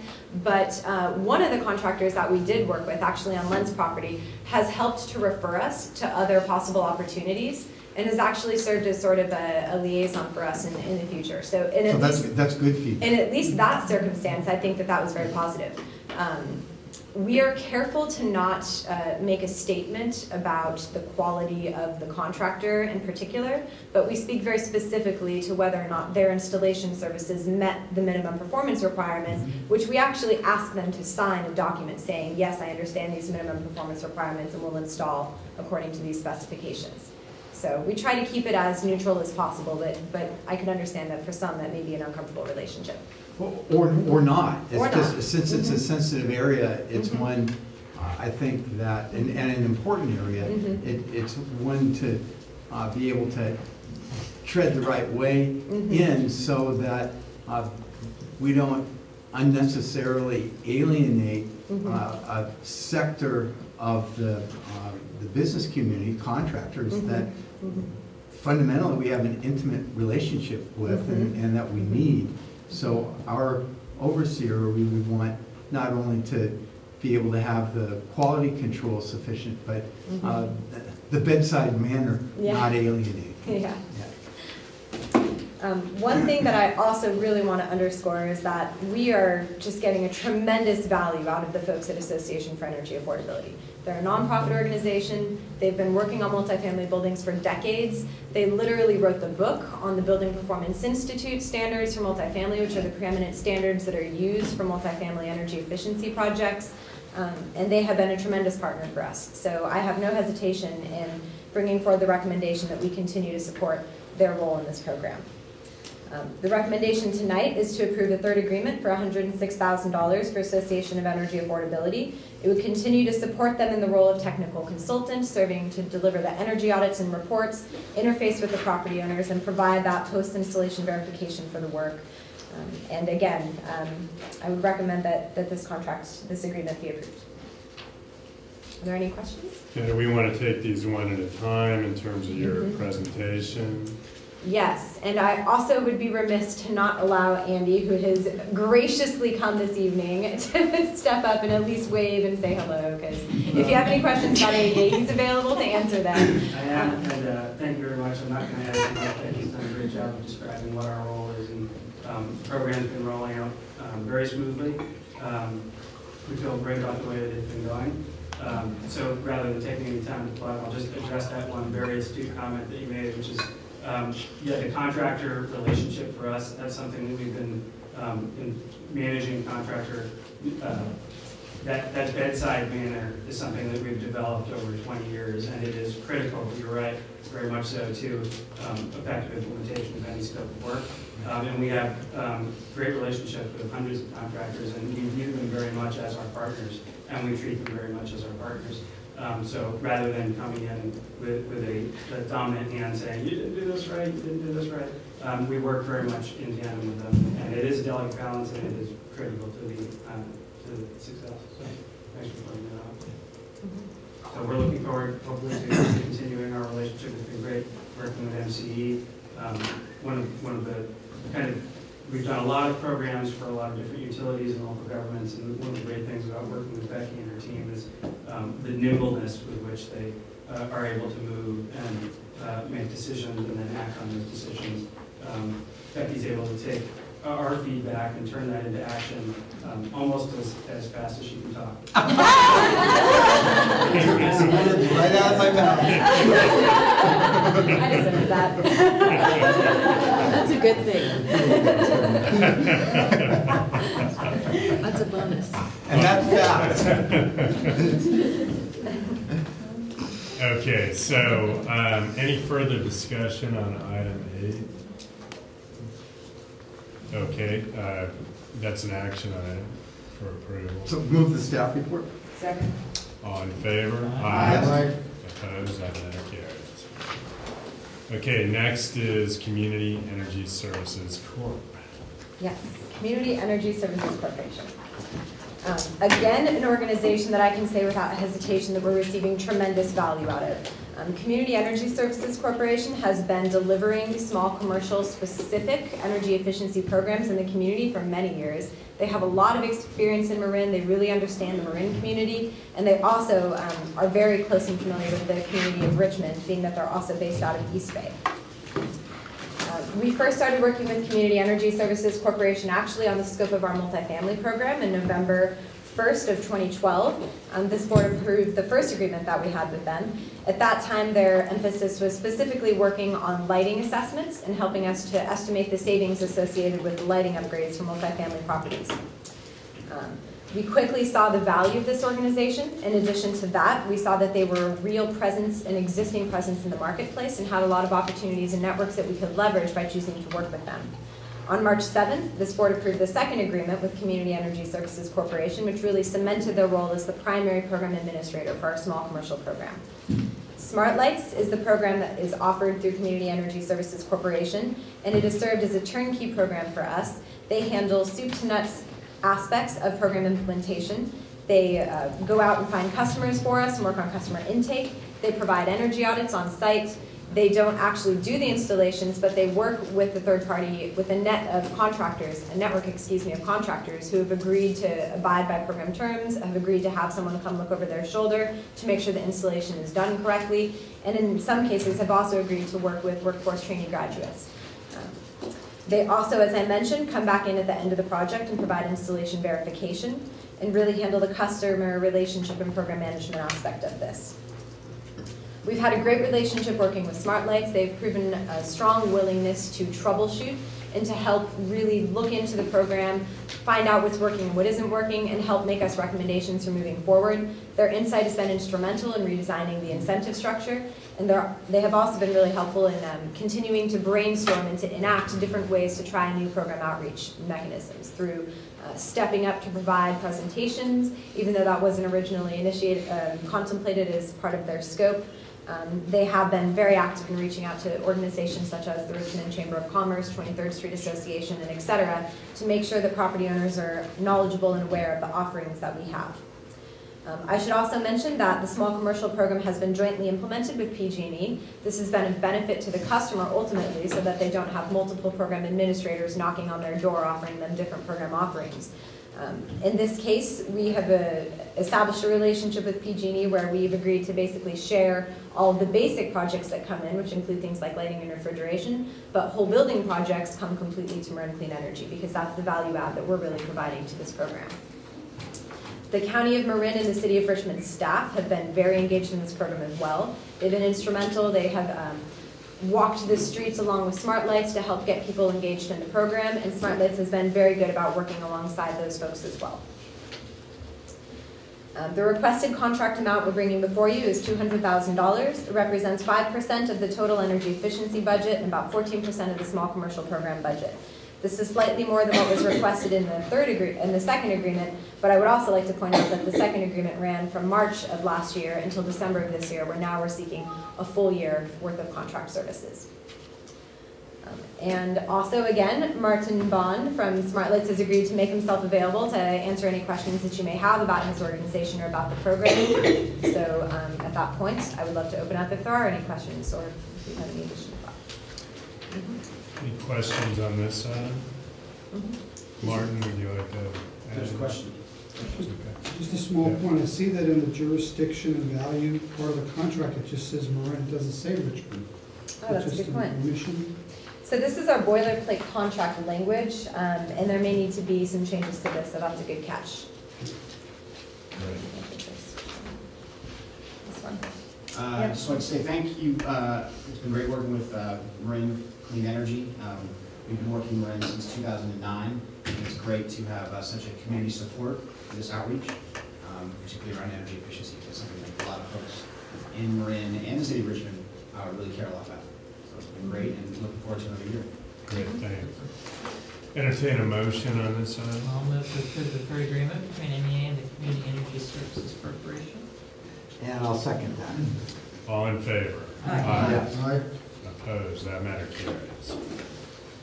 Okay, next one, item 10, third agreement with Marin City Community Development Corporation. Martin and Andy, can you guys plug your ears real fast? We saved the best for last tonight. As much as I am thrilled with all of the vendors we have working on our programs equally, the contract with Marin City Community Development Corporation has really blown me away. We first approached the folks at Marin City in really the end of last year, seeking someone to provide the direct installation services for our contract. We didn't have a clear front runner in mind for that, and thought it might be an interesting opportunity for Marin City, who really serves as a workforce intermediary and a workforce training organization, to potentially step up and see if there's interest in providing this role. Not only did they step up, they really blew us away with the quality of services that they provided. We've never had a hesitation or doubt at all with sending their teams in to perform the work, and we've been consistently impressed with the high quality of work that they provided to us. It's just been a real pleasure, a real opportunity for us to work side by side with their organization on this. Just for a little bit of history again, the first agreement came before this board on October 4th of 2012. We came back with the second agreement on February 7th of 2013, which really cemented the relationship and put them in the position and support of providing this role for us. They have been able to not only provide a trained workforce, they have identified additional training when it's necessary, have provided that training in conjunction with the Association for Energy Affordability. They've done a great job identifying the supplies that would be needed on site, securing those, storing them on site on our behalf, and then also making sure that there are sufficient folks working on site when we need them to. They have been in the position of interacting with the tenants when we actually do these direct installations, so it's really important to us that they maintain a professional manner and that they have a good relationship with those tenants. And again, I've had no reason to complain at all about the work that they've done here. Thus far, the crew at MCCDC has provided these direct installation services to over 600 units, and actually since the time I wrote the staff report, they've been out at the additional project this week, adding another couple hundred to that repertoire. This agreement would continue the support that they have in providing those crews. It would provide the flexibility for them to identify and implement any additional training that would be necessary to bring those crews up to speed, and just in general would maintain our ongoing relationship with this high-quality organization. The contract, there is one small change that I would like to recommend for this contract. The proposal is for this agreement to begin December 1st, but in working with our accountants today, I've identified that it would actually be safest if it was implemented as of this evening, so that we can be sure that there's funding available for the work that they're doing right now on site. And so that would be the one small change that I would recommend. We also have Liz Darby here from MCCDC, who's acting interim executive director.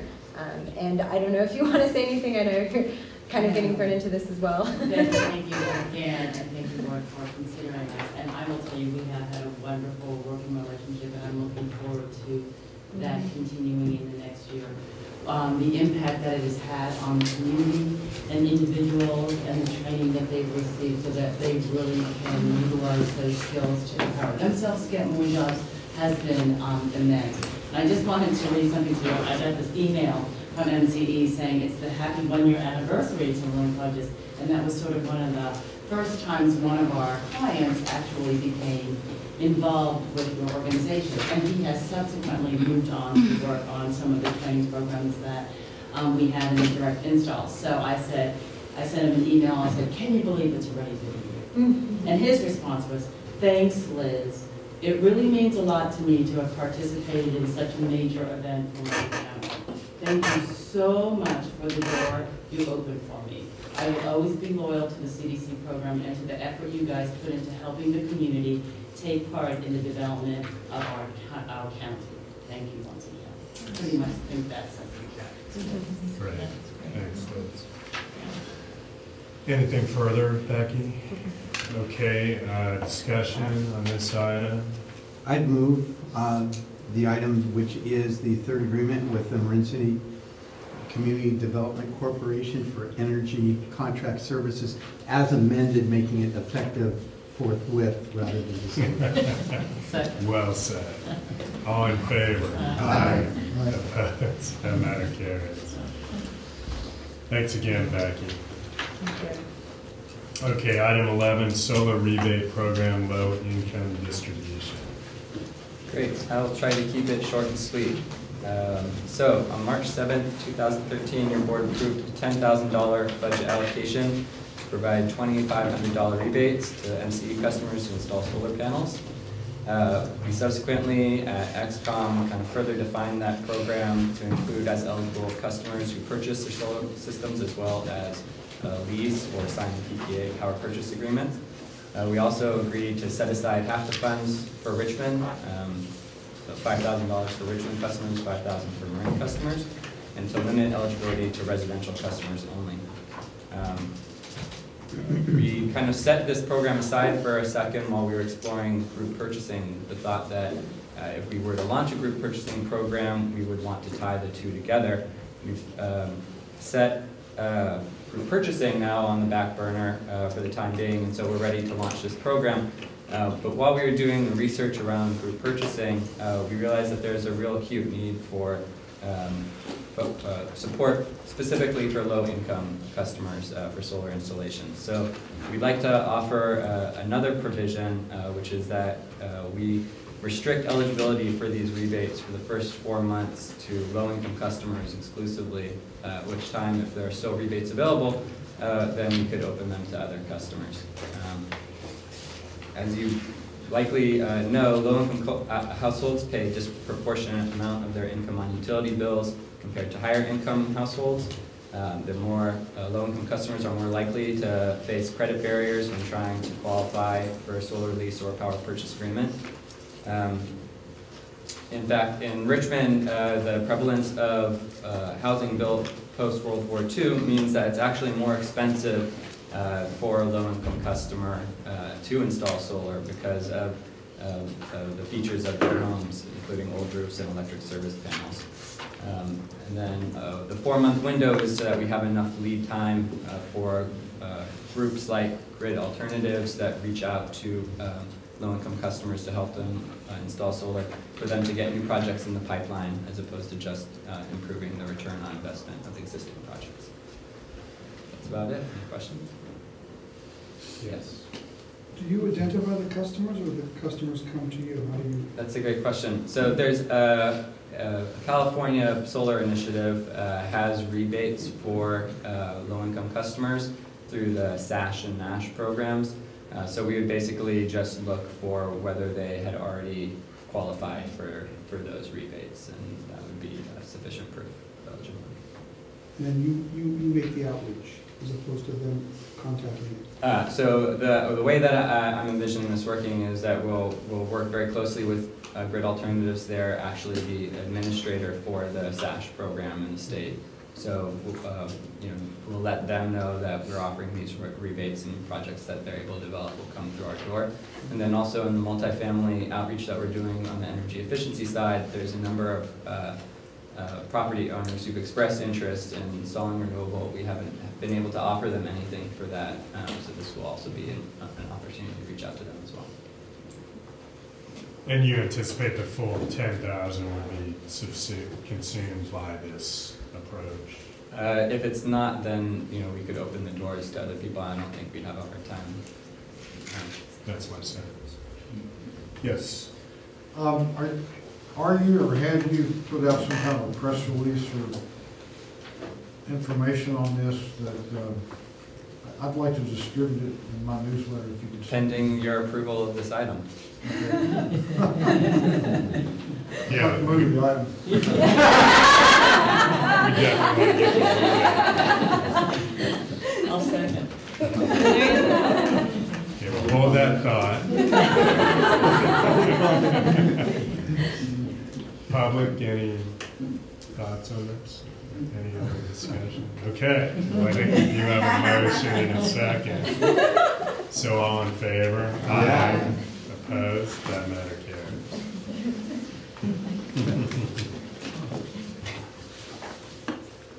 Okay, item 12, communications update.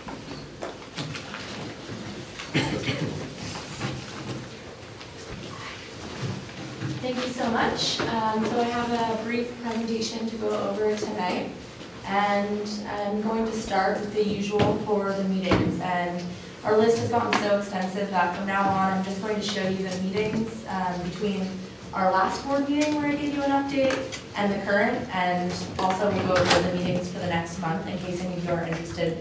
So our team has been continuing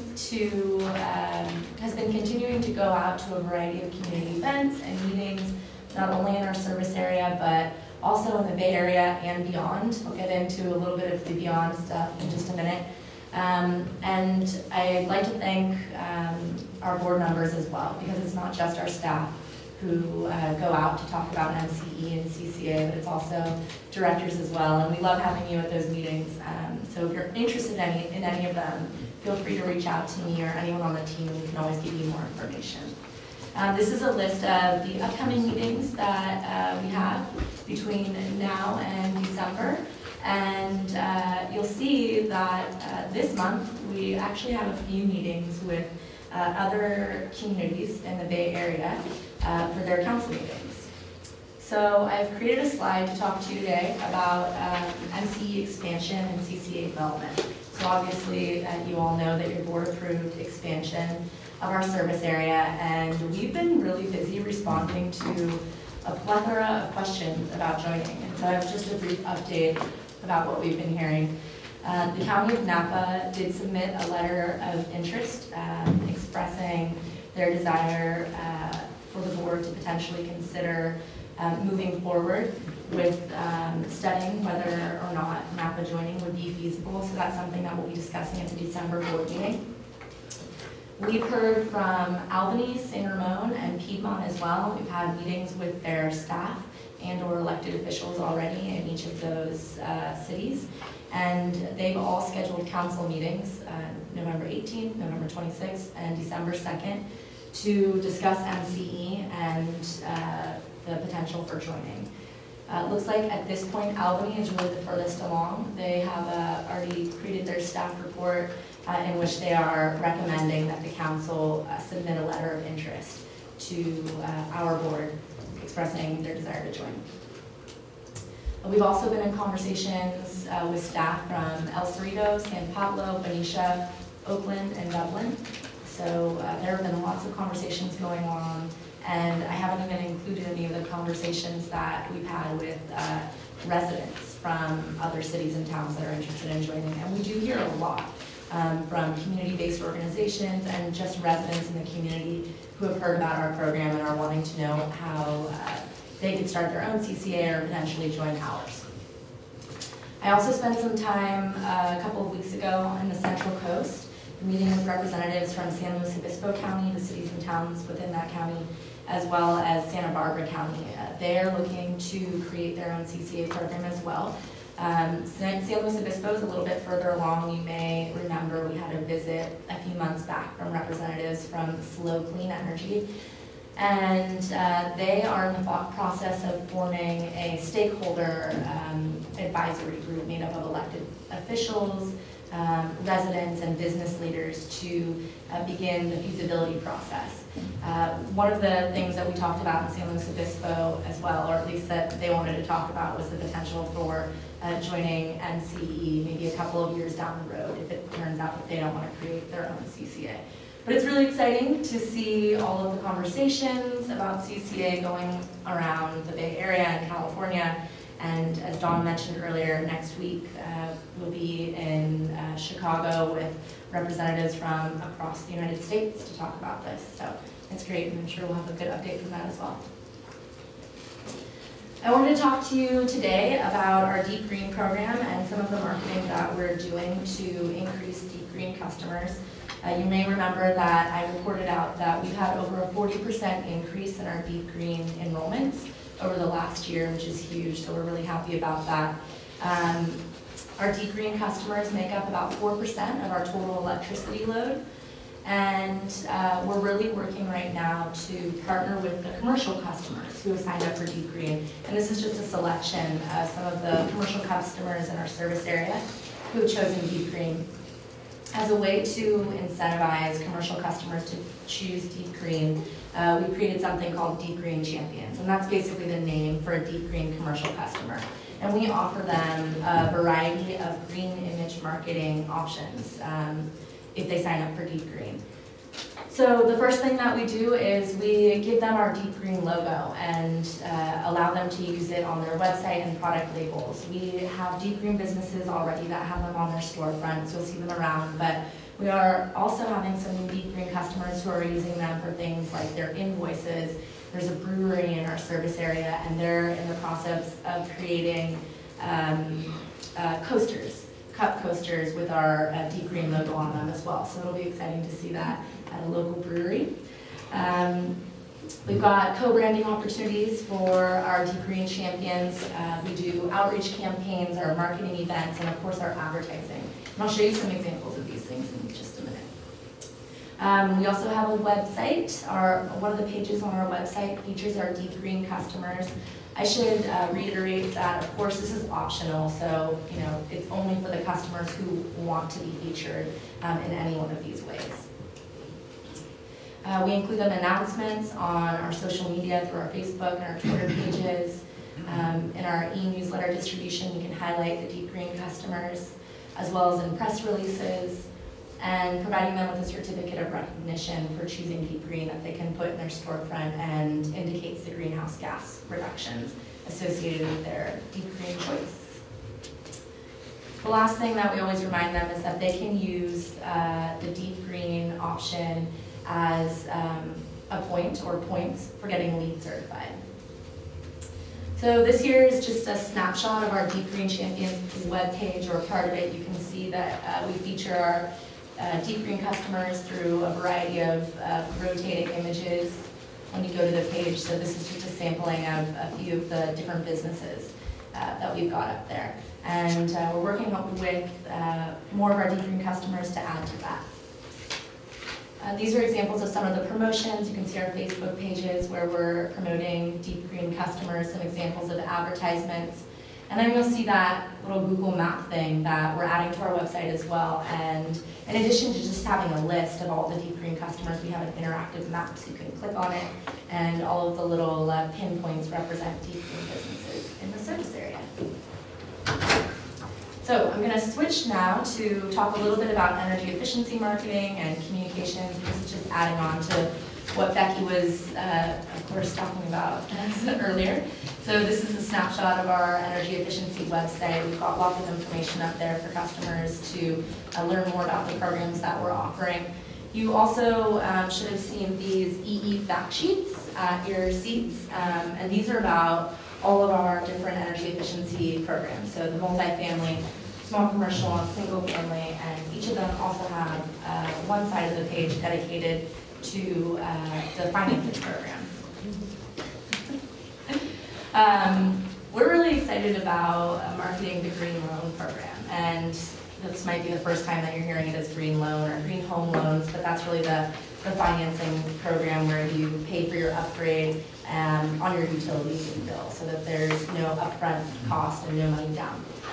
This is just an example of what's up on our website, the different pages that you can find with different information. We have had some earned media for the Green Loan Program, and I know Becky mentioned this earlier, but we had a press release that we distributed a few weeks ago, and we got an article in the Marin IJ, the North Bay Business Journal. The City of Mill Valley announced it in an email blast. Director Butte included it in his B forum, and we also included it in our own email blast. So as Becky said, we got a lot of good responses from that. We had phone calls and people interested in learning more about the program. So we're going to be continuing to do that. One thing I forgot to add that I would like to add is that apparently the governor's advisor to the CPUC on energy efficiency picked up our article, forwarded it around to a couple commissioners, the head of the Treasury's office, and a handful of other people to say, look at this great example of what the state could be doing. So that was another, thanks Jamie. Okay, so in addition to that, we also are, we partnered with First Community Bank. They're the bank that is funding the loans for the single family program, for the Green Home Loan Program as we call it. And they're running an ad campaign through the end of December. It's a print and web ad campaign, and there are ads running in the Marin IJ, the Pacific Sun, and the Marin Scope, all of the different versions of the Marin Scope. And this is a sample of what the ad looks like. So we're hoping to drive more attention to the Green Loan Program through this advertising campaign. We also had an ad about our energy efficiency program that went out in the Contra Costa Marketplace magazine recently, so that was focusing on our Richmond customers. And then I wanted to go over briefly some of the next steps that we'll be taking to further increase enrollment and participation with the energy efficiency program, and that of course is in addition to the case studies that Director Butte recommended, which I think is a great idea. So I was just talking about the First Community Bank ads. We would also like to run an ad campaign that's MCE-led, print and electronic. Informational videos I think would be great for the website, talking about the program. I think it could go hand in hand with the case studies. Something that we could work on is maybe taking videos while we're actually, implementing the energy efficiency upgrade so people can really see what the changes mean. Working with and partnering with local stores to promote the rebates and incentives. So reaching out to places like the Home Depot or Jackson's Hardware in San Rafael and having little placards up next to the equipment that people will be buying that relate to our program, where they could get rebates or incentives for that. Exploring direct mailers for the on-bill repayment program. That's something that First Community Bank is really interested in doing and partnering with us on. And related to that would be leveraging the home utility reports, which are also direct mailers, and advertising the Green Loan Program on that as well. And those go out to single-family homeowners. Customer testimonials and case studies. So actually that was already on there. And then continued meetings, social media, e-newsletters, and earned media as well. One example of that is the second contractor breakfast that we're hosting on November 22nd to educate contractors about the program. That concludes my update. Any questions? So Jamie, deep green, you're saying it's 4%. I think that's higher than was reflected in the resource plan. You know what, I rounded up. Okay, yeah. So good. Let's keep pushing that though, and that includes cities. Cities are always free to kind of reevaluate whether they want to, ramp up the deep green as well. So. And our cities get the same deep green promotions. They're actually up on our website, the ones that have chosen to go deep green. Okay, great. Questions for Jamie? How's Richmond going, the outreach? Great. We've begun to ramp down our efforts in Richmond. All of the opt-out notices have been mailed out, so our direct mail campaign is complete. We're still really busy doing lots of meetings and on-the-ground work with commercial customers and a variety of organizations. The feedback in Richmond has been great. The opt-out rate has been pretty low. It's at about 15%. And I would say, well, generally it's gone really well. Great. Okay, any further discussion on Jamie's report? All right, thanks, Jamie. Okay, item 13, regulatory update. Thank you. And even though we've been incredibly busy on the regulatory front, I will keep it short because it is so late in the evening. It has been absolutely unbelievable the amount of activity that's been happening at Public Utilities Commission, and I think we can clearly expect this through the end of the year, so all the way through our January board meeting, you're going to see a lot of action. So some of the things that have been happening, and I'm just going to buzz through these really quickly, even though many of them are very significant. One is on the energy storage front, the proposed decision that we had discussed was adopted that set energy storage targets for all load-serving entities. For CCAs, what this means is 1% of our load by 2020 should be energy storage. So obviously that's included in the integrated resource plan, and we're going to be looking for those resources coming up. After the passage of AB 327, this has impacted significantly the residential redesign rulemaking. One of the important components here is that the investor-owned utilities are going to be submitting interim rate residential changes, and those are expected to be implemented in a decision early next year, around March of next year. So that's coming up very quickly, and it may have an impact on our own rate setting. It might not. It depends on what these proposals exactly look like. But we're going to be watching those very closely. Do you have any idea of how they may look? Yes. So basically, what's allowed under the legislation is the investor utilities are allowed to charge basically a flat fee for distribution services. So that's going to have a significant impact on the energy metering customers. Also, what the legislation authorizes is a reduction in the number of tiers. So instead of having currently, PG&E has basically a 4-tier system, since tiers 4 and 5 are identical.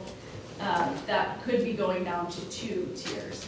And so we'll be taking a look at, in particular, the PG&E application will also look into the other utility applications just to make sure that, for other CCAs that we want to launch, if there isn't anything anti-competitive in there. But I don't expect so. I think it should be reasonably straightforward that we'll be taking a look at it. Demand response, there's new rulemaking that is already well underway.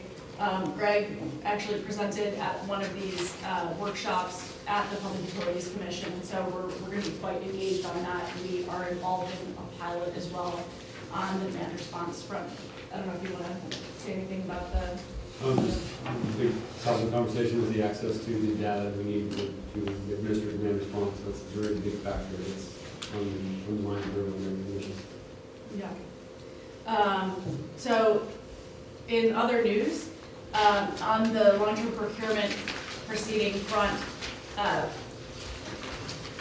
the outage of songs in Southern California has had a pretty dramatic impact in the Southern California Edison and SDG service territories. And generally, we don't generally engage in Southern California Edison specific proceedings. However, in this case, the investor utilities are proposing that the entirety of the new generation replacement resources receive cost allocation mechanism treatment, which has been a very significant challenge for CCA.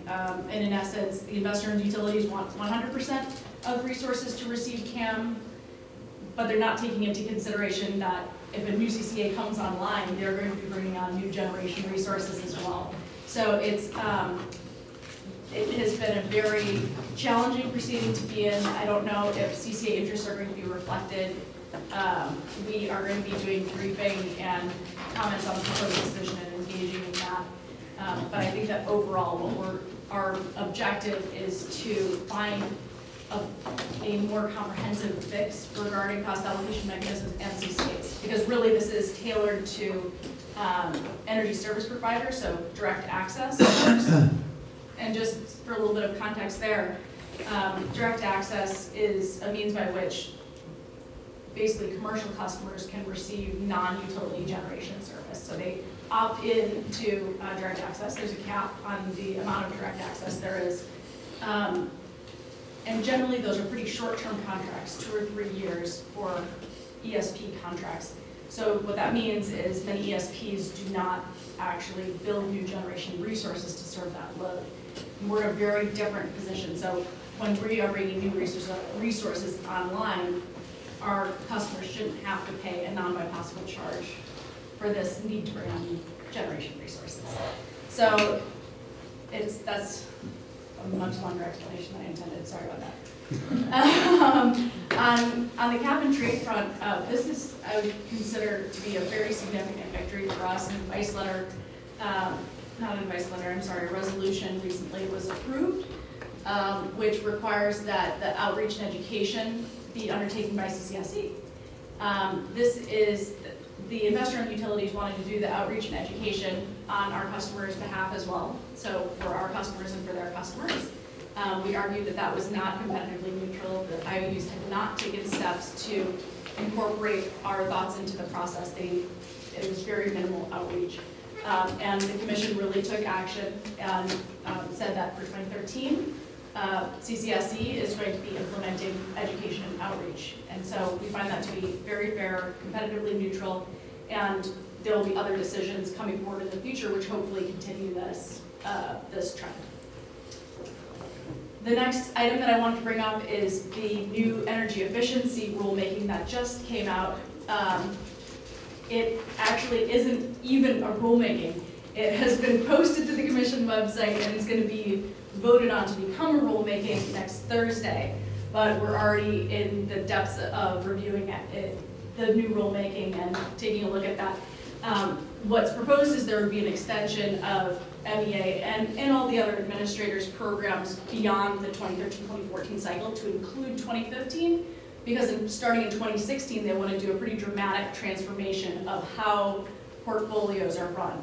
And the idea is, starting in 2016, there would be a rolling portfolio cycle. That would be a 10-year cycle where it would be more of an iterative process for addressing energy efficiency needs as they come up, and it won't be such a choppy, short-term thinking process as it has been to date. So we're really interested in our engagement here, and we'll be keeping you apprised of that once it actually becomes a proceeding.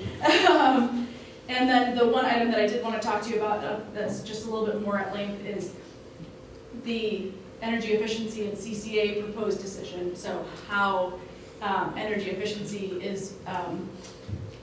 can be implemented and administered by community choice aggregators. And I want to thank, in particular, Sloan, Director Bailey, for coming to the Public Utilities Commission and meeting with the primary energy advisor to Commissioner Farron. This is a proposed decision that has come out of his office, and so we're very happy to have engagement there. So just to give a big step back, there's 2 different types of energy efficiency programs under the code that CCAs can receive. One is you can either apply to administer energy efficiency programs, so that's serving everybody in our service territory. So that's our current program, is serving everybody in our service territory, regardless of whether they receive generation services from us. And there's also this 381.1 ENF ability to elect to administer programs. And so if you remember back to our program in 2012, we could only serve our MCE customers, and it was a much more limited scope of funds for serving those customers. But it's a good way to sort of get your feet wet and get started in energy efficiency. So that's just a little bit of background for a couple of the items I'm going to be talking about. So first, you know, as you remember, the decision was pretty, you know, hot off the presses last time we met, and we've had a lot more time to evaluate and take a look at, you know, sort of the positives and negatives of that decision. One of the great parts of this is it treats CCAs as administrators of energy efficiency funds, and that hasn't been opposed by anybody, including the investor-owned utilities. This is important because it means that instead of being underneath an IOU umbrella, you know, Becky and her team can really develop independent programs that are very much tailored to our community. So that has been that's a very positive step that we're looking at in this proposed decision. Also, there's a lot of flexibility for a CCA's first filing for energy efficiency programs. And the idea here is, you know, CCAs aren't, you know, it's not timed around the energy efficiency cycle when they're going to launch and when they can submit their first energy efficiency application.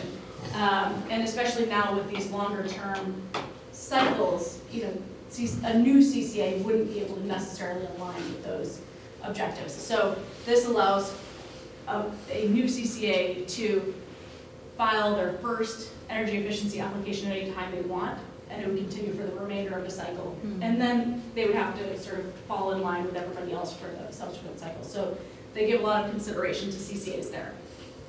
And also, there's the idea of allowing for retroactive energy efficiency funding. The idea here is, especially under the elect to administer program, it's important to actually have more money at the beginning of your program so you can get up and launched. And by counting energy efficiency funding retroactively, the Commission is able to achieve that. So we think that all three of these items are really positive steps of this decision. So there's a couple of challenges. I'll buzz through these relatively briefly. This first one really relates to the option of a CCA to elect to administer programs for only, you know, the generation customers within its service territory. Currently, the way that these statewide and regional programs are defined as they're excluded from the funds that a CCA can receive.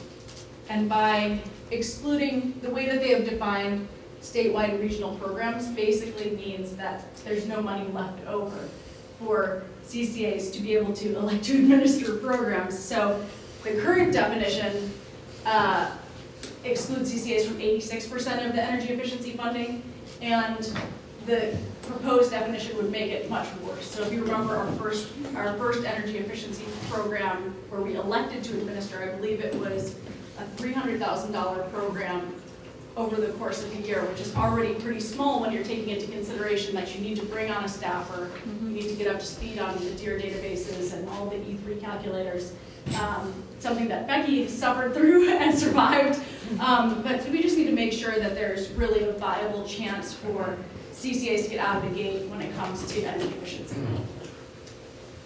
Another item is under the proposed decision, CCAs would only be able to access electricity energy efficiency funds. So there's two types of collections, electric energy efficiency funds and gas energy efficiency funds. And furthermore, that CCAs could only use those electricity funds to fund electricity programs. So keep in mind that we are already serving customers with gas programs as well with therm savings.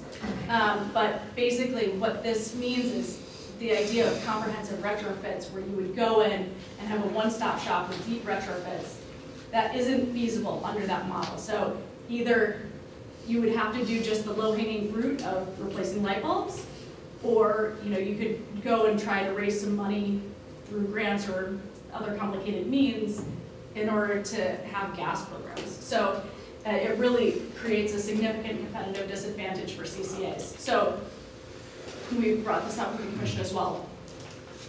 Another item is, these are the total resource cost ratios. This is how cost effective are the programs that the CCA should run. And so essentially if you have a 1.0 TRC, it means that you're sort of breaking even from a cost effectiveness standpoint, and the higher the ratio, the more cost effective it is. So currently, as proposed, there are TRC ratios of starting at 1.0 and then going up to 1.25, which is the same as the investor-owned utilities. MEA is not opposed to having cost-effectiveness criteria for these funds. However, you need to keep in mind that it depends on the entire structure of the energy efficiency program. So if CCA programs have already been, the IOUs have already preempted by taking over certain components of energy efficiency, then what are CCAs left with? So if you are undertaking sort of the broad lighting retrofits, but not the deep retrofits, or that IOUs are able to blend a portfolio of different high and low TRC measures into a single comprehensive pool, but we're left with only deep retrofit measures, there's no way that that's going to be cost effective. So really we're concerned about startup costs and cherry picking, and also the current limitations that are in place that discourage CCAs from overlapping with existing IOU programs. So we proposed several solutions to this. One is to basically have administrative costs exempted from the TRC ratios. Another way is essentially having CCAs have free rein to develop broader portfolios of energy efficiency programs in order to meet these objectives.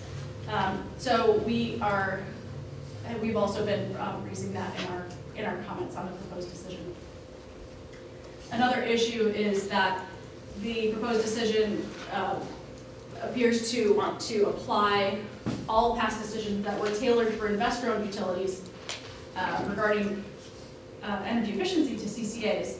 And while you do want to have sort of consistency of approaches across your different administrator types, in some cases that simply doesn't work. And one recent example, which we discussed in a recent board meeting, is the incentive dollars that investor-owned utilities receive. So they receive incentive dollars for their shareholders when they meet their energy efficiency targets. And so recently we had stated that, in fact, CCA should also be able to receive incentives. The commission disagreed, so treated us differently. So, there's a past precedent for treating CCAs differently for a lot of different reasons. So, what we're asking for is that, decisions need to be tailored for CCAs, or there needs to be this understanding that certain past decisions might not dovetail with that. And if you're going to treat us identically, then treat us identically, and we would like to have, incentive dollars flowing into our communities. So that has been a little bit of a challenge as well. And also what we've been asking for, additionally, the proposed decision in essence said that CCAs don't really need additional protections, that they're doing fine how they're doing. And what we have noticed is there are many opportunities where the commission could intervene with clarification in order to help facilitate the implementation of certain components of the energy efficiency programs. I'm trying to say this in a very nice way, because sometimes you just need somebody to be the referee, and that's what we have asked for as well. Is somebody with authority who can step in and interpret commission decisions, or be able to clarify for us or for the investor-owned utilities what past decisions actually mean, and how to ensure that CCAs are able to efficiently implement their programs that they're administering. Have you, is this an idea that you want to see happen? I mean, obviously you want to see it happen. What I'm trying to say is it something that you floated with the CPUC yet? Yes. So and what kind of response have you gotten? Not great. So we have discussed this in ex parte meetings, and we've also brought this up in comments because we really do see a distinct need for additional protections for CCAs and additional guidance, often for investor-owned utilities. There are many challenges there, not the least of which is it's very hard to get people hired into the Public Utilities Commission because of budgeting constraints. So without that budget there and without the authority there, the commission is trying to hire a lot of staff in a lot of different areas, and they have largely been shut down. So, our probability for success on this is low, but it may be something that's worthwhile talking with either the governor's office or, legislators as you take a look at the next CPUC budgeting process to see if there's a way to have a little bit more advocacy for CCAs at the commission, both in the realm of energy efficiency, but also in just implementing existing legislation and making some of the reforms that are necessary in order to really bring CCAs into the fold in the regulatory scheme. I think it's a really great approach to both identify the need and then propose what the solution is that would effectively address that need, whether or not it's going to be satisfied anytime in the near term. In the long term, it may well be. So I just really commend you for creativity in seeking to resolve the disparities which CCAs have had to address and continue to overcome from day one. Yeah, thank you. And then we've also made a couple of different recommendations on little procedural matters at the Public Utilities Commission, but I definitely will not bore you with those. Although I'm interested if you guys want to talk about it. So what we've done so far is we've filed comments and reply comments on the proposed decision. We've had a series of ex parte meetings with commissioners' offices. To date, we have not seen a revision to the proposed decision, but we expect to see revisions to the proposed decision come out, obviously in the next week, as the voting meeting is next Thursday. Originally, the proposed decision was going to be held last Thursday. It was held by Commissioner Peterman's office, and so we were interested to see that they're taking an active interest in this implementation. And so we'll see what kind of revisions might come out, and we'll keep you posted. Can I also add that Commissioner Peterman's office has the benefit of the incredibly experienced Julie Fitch as the advisor, who was the administrative law judge who oversaw the resolution approving our 2012 program funding and also oversaw the resolution on our 2013-2014 program funding. So she is, and she is the former manager of energy, former director of energy division. So she has an extreme level of expertise and experience on this and is very steeped in CCA issues. So we're very hopeful that that office holding the decision is a positive step. Hopeful. So that concludes my regulatory update. If folks have questions.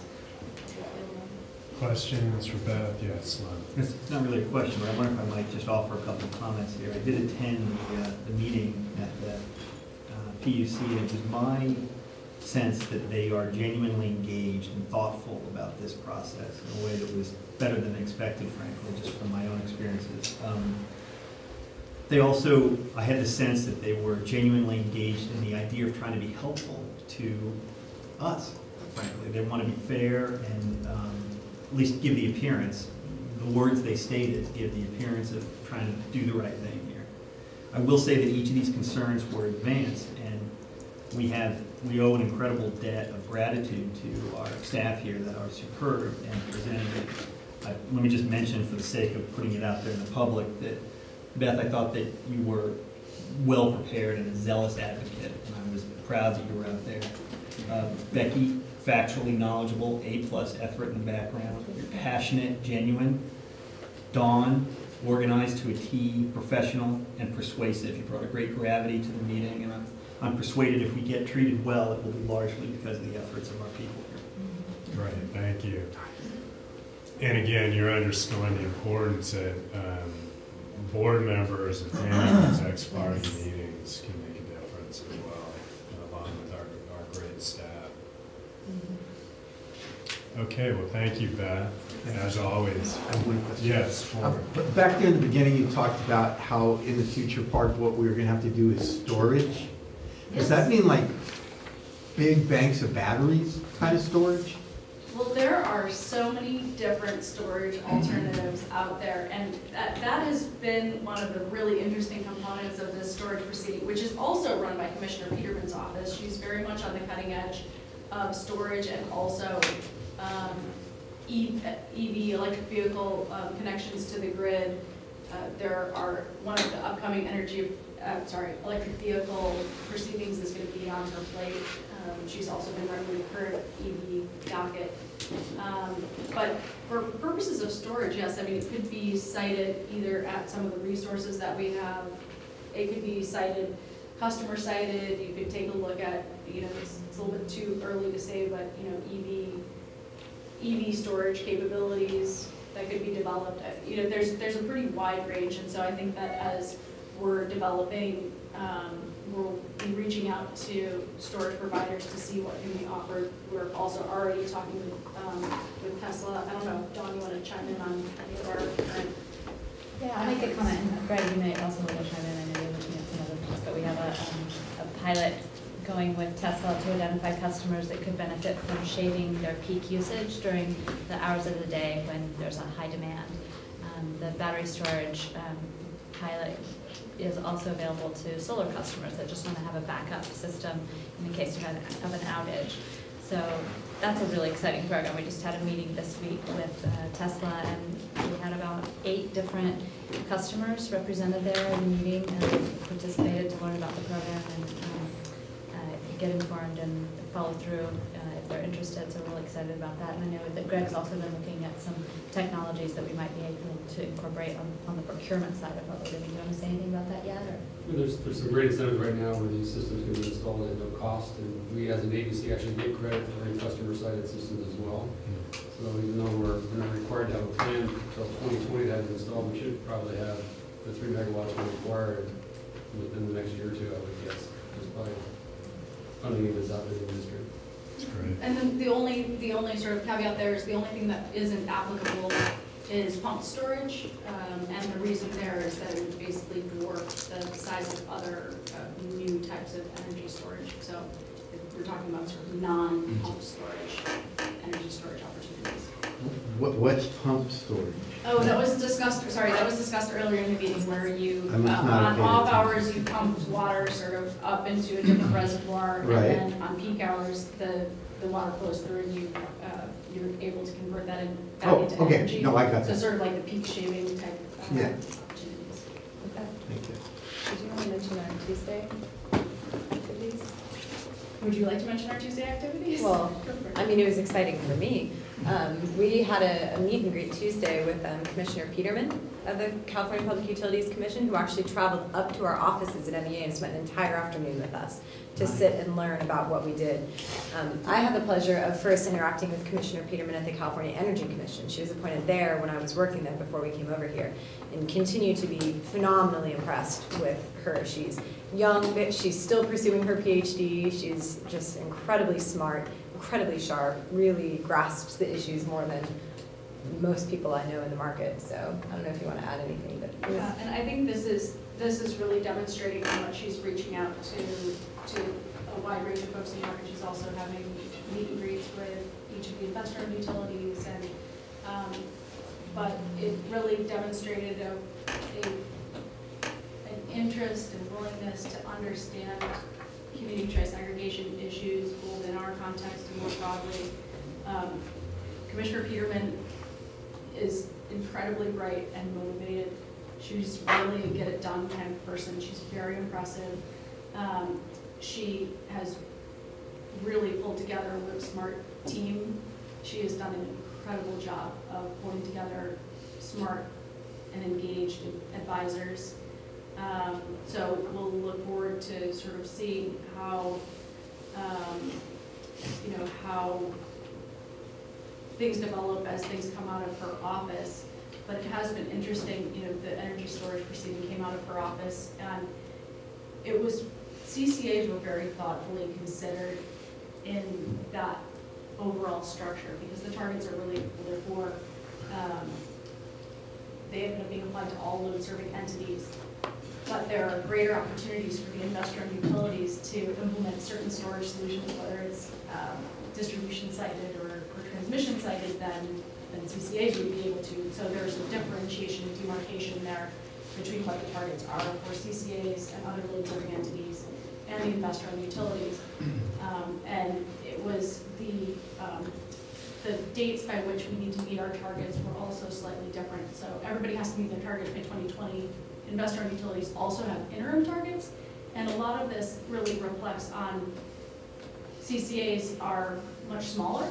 And so you don't know if you're going to be able to just bring one large storage component online and at what time. So there's a lot of thoughtfulness that was included in that proposed decision. So, you know, I personally am really looking forward to seeing her thrive as a commissioner. So she hasn't yet been confirmed, but I would expect that she would be given her amazing progress. Are there other questions? All right, thanks a lot, Beth.